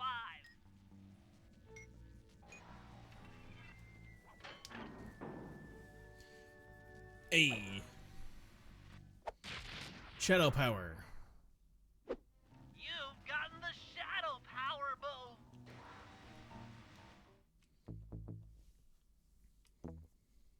Move without being seen. And it drains my my power a little bit, but it's worked. That's lights out for this engine. The only exception to that is the Expanse, but the first season is mostly world building. The first season is definitely more of a slower pace, but like I don't think the first season of the Expanse is bad, right? Like if there was only ever one season of the Expanse, it would suck. It'd be kind of like in the Firefly kind of exception, right? Where it'd be like this one season of the show is so good that I should have made more of it. But I also don't think that the first season is in any way bad. However, I thought the first 2 episodes of WandaVision were trash. I hated them. And I know that that's very that's a very what's the phrase? It's a very like minority opinion to hold, to think that the WandaVision season is bad and I just didn't watch it. But like I don't think that I think there's a couple episodes of The Expanse that aren't as good, but I think that every episode of The Expanse is worth watching, is how I put it. This engine room is locked down tight.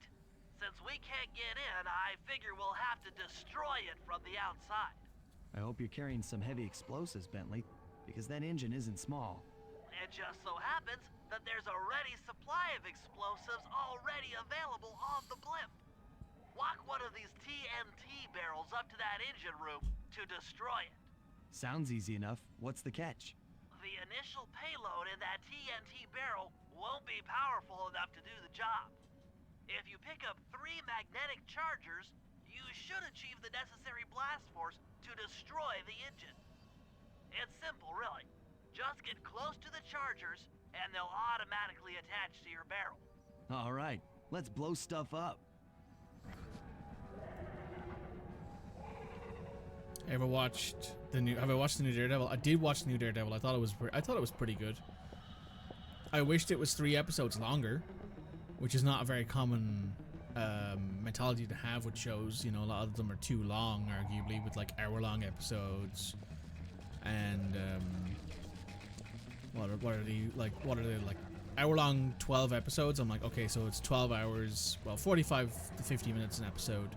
So it's like 11 hours of me watching this means that I can't watch it in a day usually, or if I do, it's like the one thing that I do in that day, or maybe I do 1 or 2 things. I like start watching the show at, let's say, 3 or 4. Well, if you start watching it at midday, you finish it at midnight, right, or like 11 p.m. But you're not going to do that. You're probably going to like get snacks and have to go to the bathroom and do other things. But I find it very difficult to say that the show is too short in this day and age, but like Daredevil Born Again I think should have been 3 episodes longer. If we had gotten 3 more episodes, I think we would have gotten like a really nice jumping off point for season 2 of Daredevil Reborn, but what we got was very good. Actually, I feel the same ironically about a different show I watched recently, Murderbot. Murderbot was incredible. Alexander Skarsgård, really good in it. The Skarsgårds are almost always good in anything they're in. Legitimately think it might be one of the best shows to come out this year. Loved every minute of it.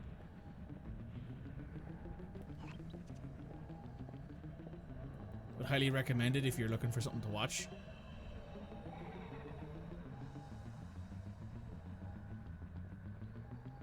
Also, to be fair, I am slightly biased towards New Daredevil because I loved the Netflix shows, the Netflix Marvel universe, or whatever they called it.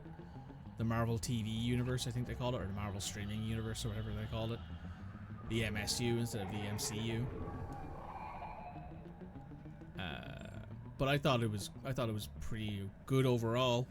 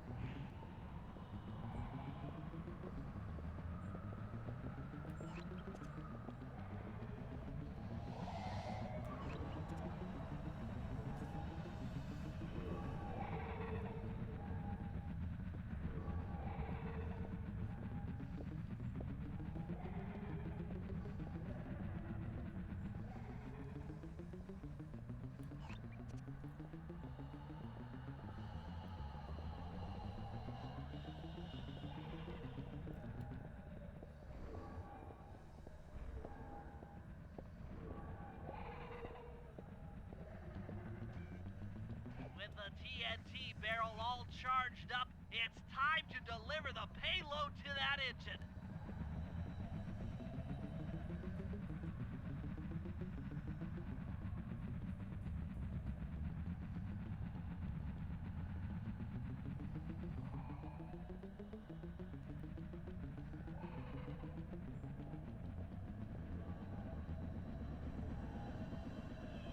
Look at that sneaky baseline going.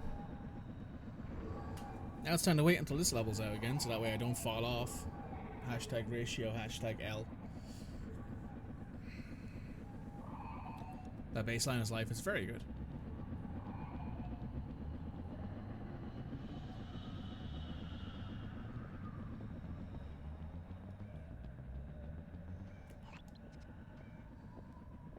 I'm just going to sit here for a moment while he walks around.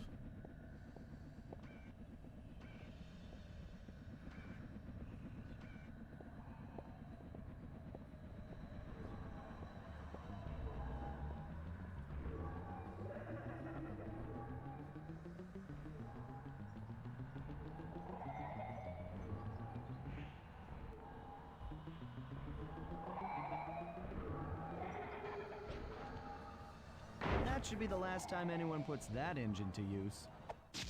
Nice. Bum, bum, ba-dum, bum.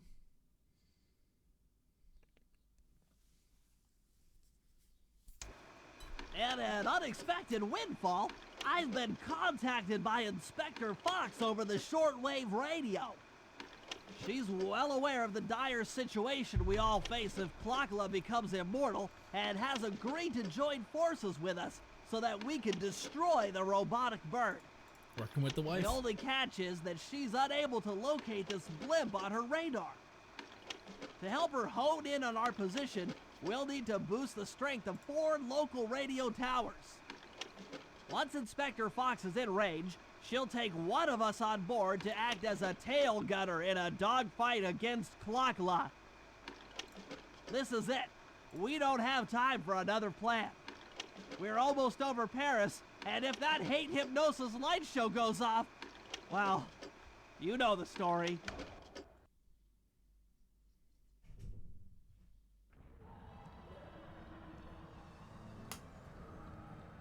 All right.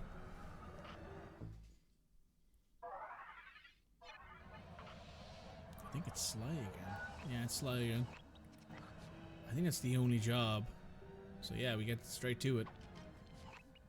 Okay, Sly, we need to send Carmelita a radio pulse so she can home in on the blimp.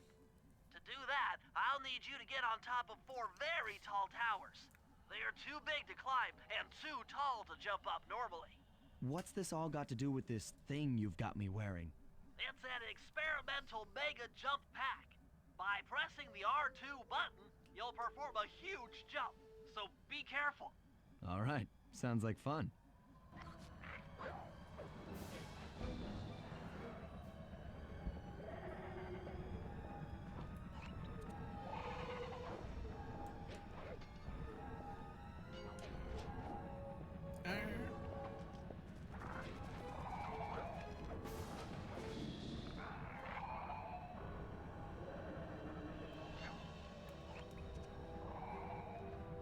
Okay, so they're all over there. That's fine.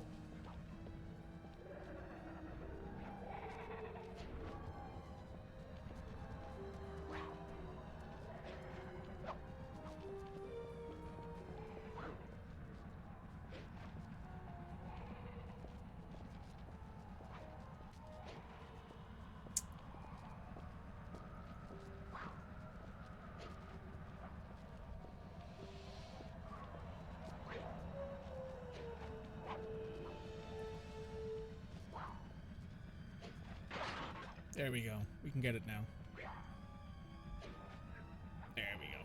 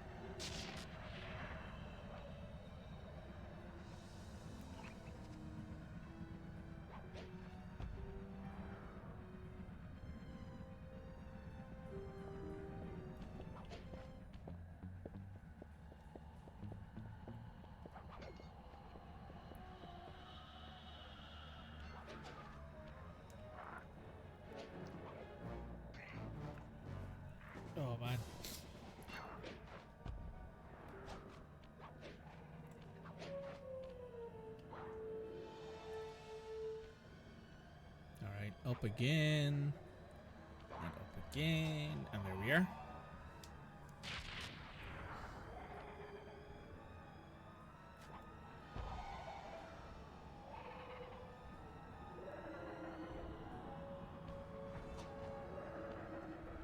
Yeah, so I thought we had to wait until this mission to be able to get the final, clue bottle, because I thought it might have been on top of the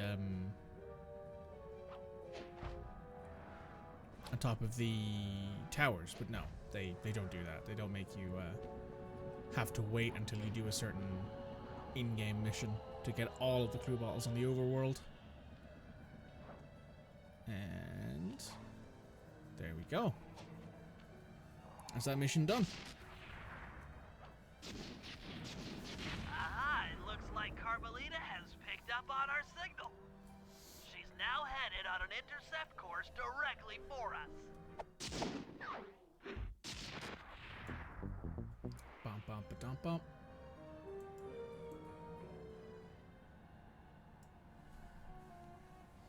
So now, where's our last mission? Back at the safe house again.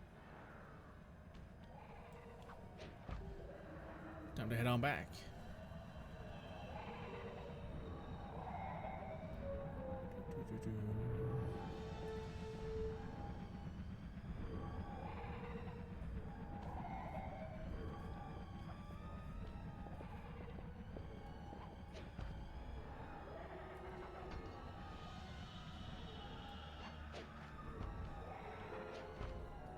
All those lunges must make Sly's legs thick. I mean, the man he's very much built like a gymnast, right?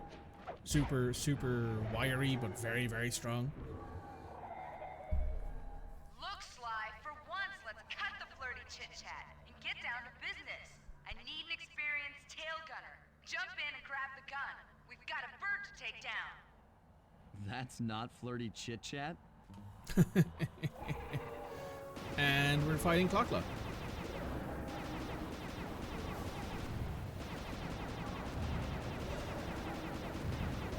You're doing it, Cooper!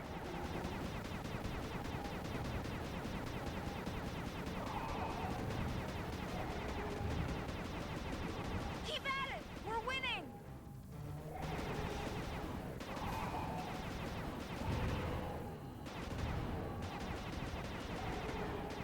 Nice shooting!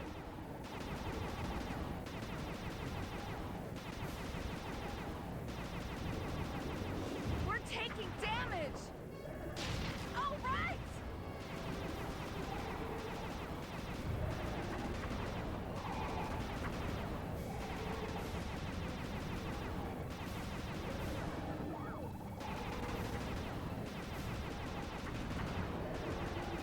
Yes!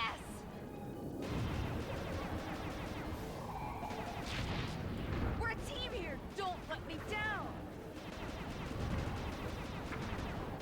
That should get her attention.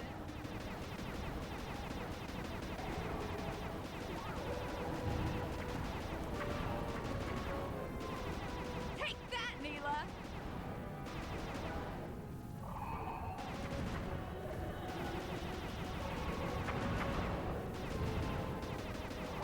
Don't let up! You're doing great!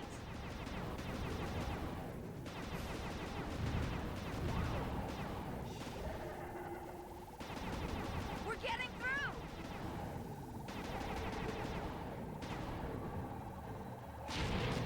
You've got to stay focused!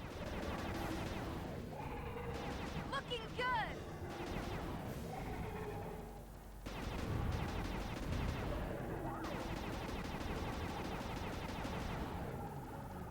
Neela's not gonna like that!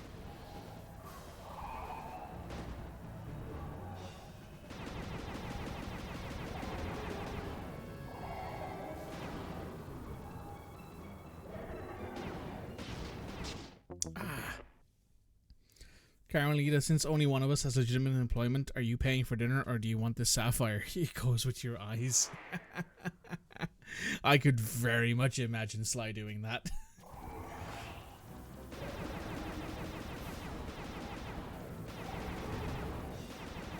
And honestly, it's a very, very funny idea. Looking good!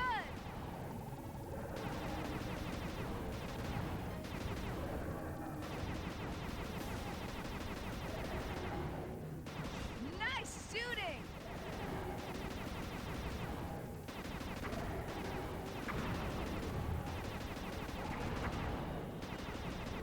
We're getting through!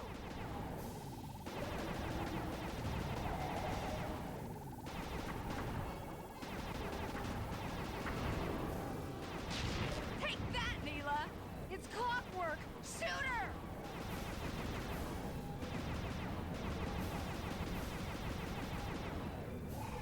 Keep it up!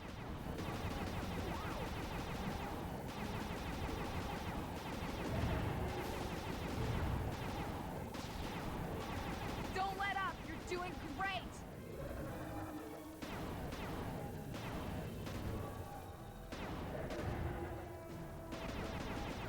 Oh, yeah!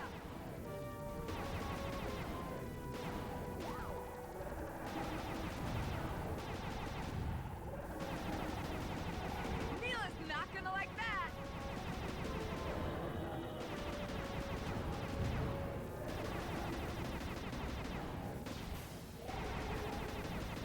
That should get her attention.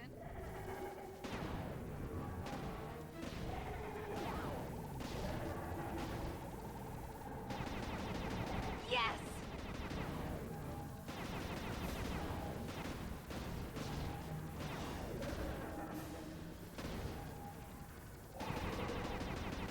You're doing it, Cooper!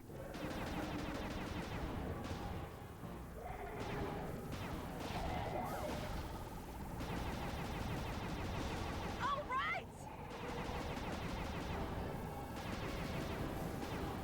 We're a team here! Don't let me down!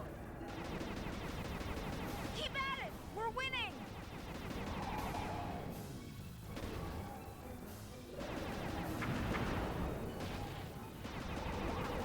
Take that, Neela!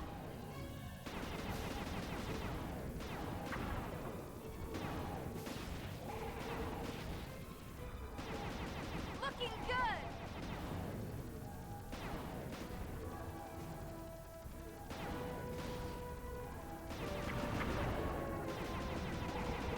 You should have been a cop.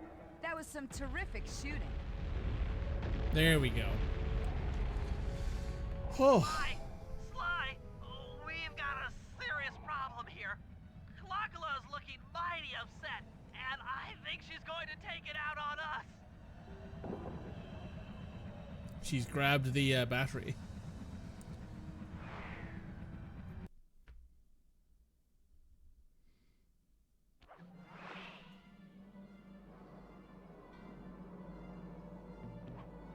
I'm coming, guys. Hold on. I like how Carmelita doesn't just bring you there. You gotta do this. This is grim. Grim. Grim.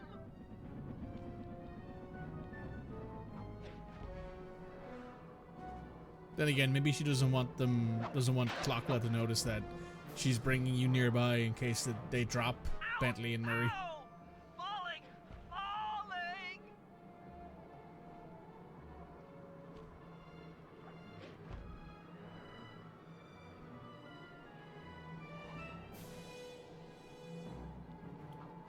I'm not digging this. This is bad. Ah. Dang.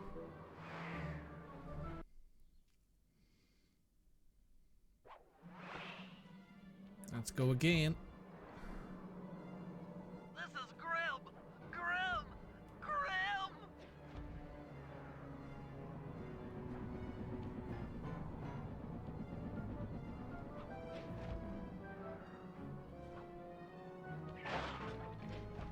I'm not digging this. This is bad.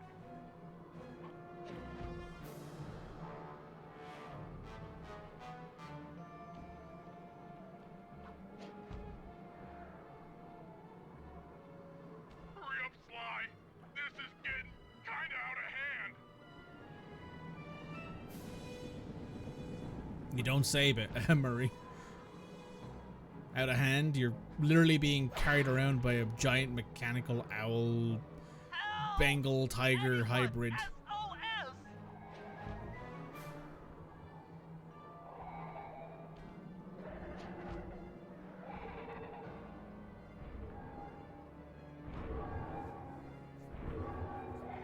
You want a piece of me? Don't worry, there's plenty to go around.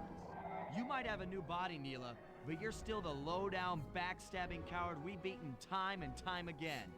This won't be any different. Be brave while you can, Cooper. I might not have the immortality born of pure hate, but I feel some power growing within me.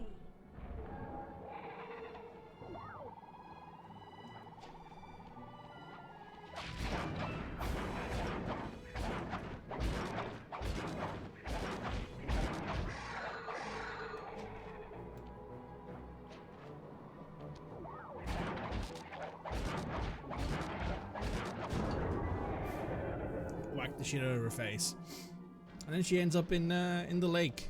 Well, in probably the Seine, I think is the river outside Paris. Yeah, there. The Eiffel Tower's there. We did it. Right on! It's an emotional moment. Die, insects, die! My hate will smash you. Watch out. That thing's still kicking. Klaww mentioned something about a hate chip. It The sounded CN, like the yeah. source of her power. If we remove it, she might stop attacking. Then let's do a little open head surgery. I'll pry open that beak so that Bentley can go to town with his bombs.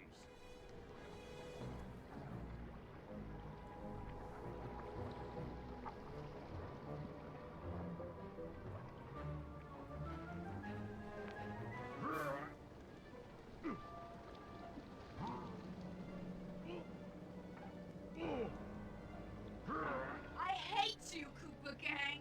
I will find you in your sleep and I will destroy you.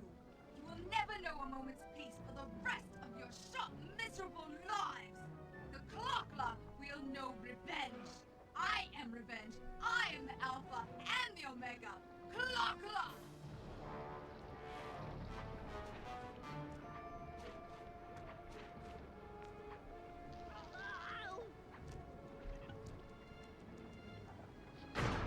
The bombs are extra large this time. I still have my hate shit. You will not defeat me, ever! I am the Knight, I am Batman. No, that's not cool enough. This isn't cool enough for that.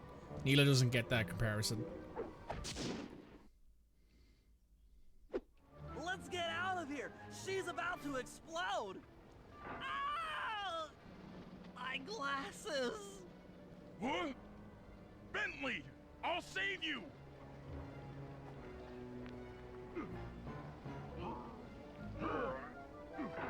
Pick me up. I can't walk. Come on, Sly, let's get out of here!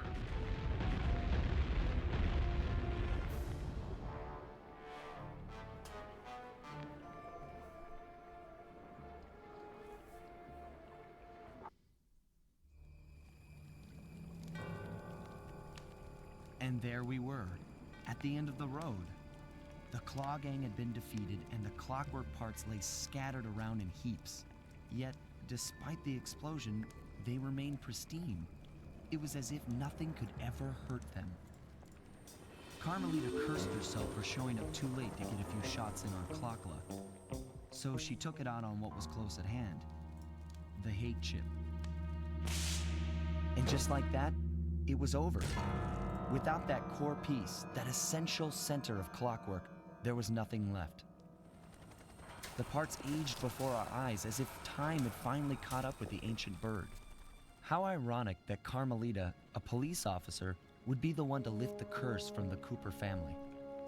The menace of clockwork would never again rise to threaten me or my children. True to her nature, she informed us that we were all under arrest. But one look at my gang told me that we were in no shape for a fast getaway. So I offered to go peacefully in exchange for letting my friends walk. They'd taken some bruises through all of this, but I was surprised. Shocked, really, to see them leave their gear behind as they walked away. Their wounds were deeper than I'd imagined. Those guys were hurting. Carmelita's old police unit soon arrived. With me in custody, her name was cleared, and she even got a well-deserved promotion. It was the least I could do. The ride to HQ started with us sitting in silence, trying to read each other's thoughts. As the reality of my capture started to sink in, she began to relax, and we got to talking. We spoke freely about our previous adventures, comparing notes and even getting in a few laughs. Then we started talking about, well, everything. Books, music, art. It was like we were on a first date. She even showed me the bottle she'd been saving for the special occasion of my arrest. My heart sank when she realized that our short flight across town had already taken 2 hours, a fact I kinda clued into after seeing the Eiffel Tower float by 17 times. She went forward to ask the pilot what was up, and it looked like my pals had left me a little going-away present before taking off. Floating away on the night breeze, I could faintly make out Carmelita's voice. I'll find you, Cooper!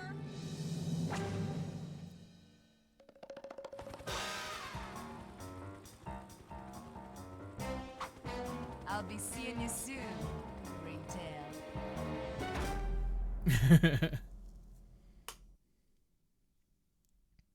And that's Sly 2.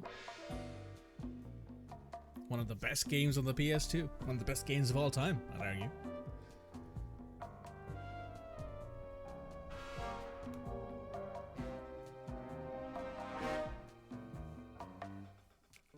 What do we think, gang?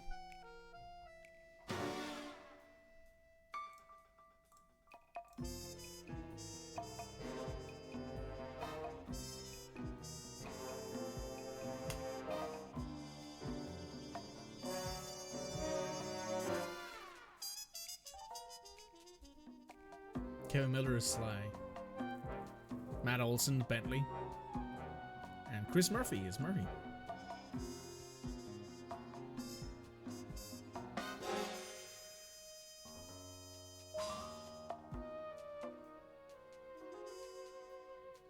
Alicia Gladwell, that's her name, as Carmelita, and she was also Neela too.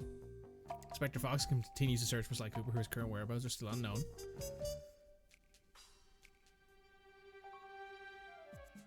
Dimitri went on to work as a dance instructor on a cruise ship.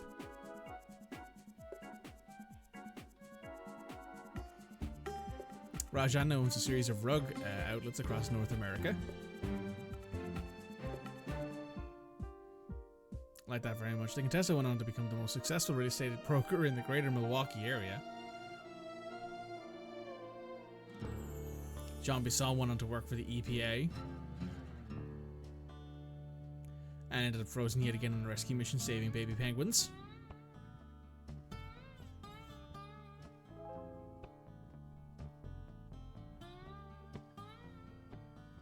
You like that very much? Good to hear.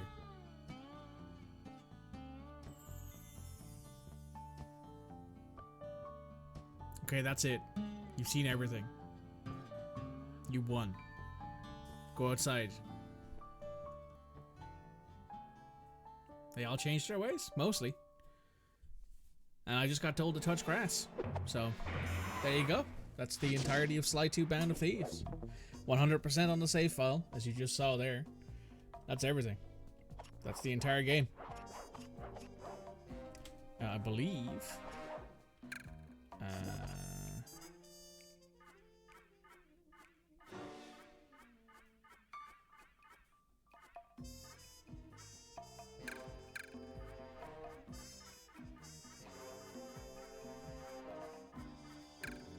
No, that's right. There isn't any special movies in this, but that's everything. That is Sly 2 Band of Thieves 100% through. Hope you guys enjoyed it. YouTube, make sure you hit like, comments, and subscribe, and make sure that you stick around because we'll be doing Sly 3 next Friday. I'll see you guys then, YouTube.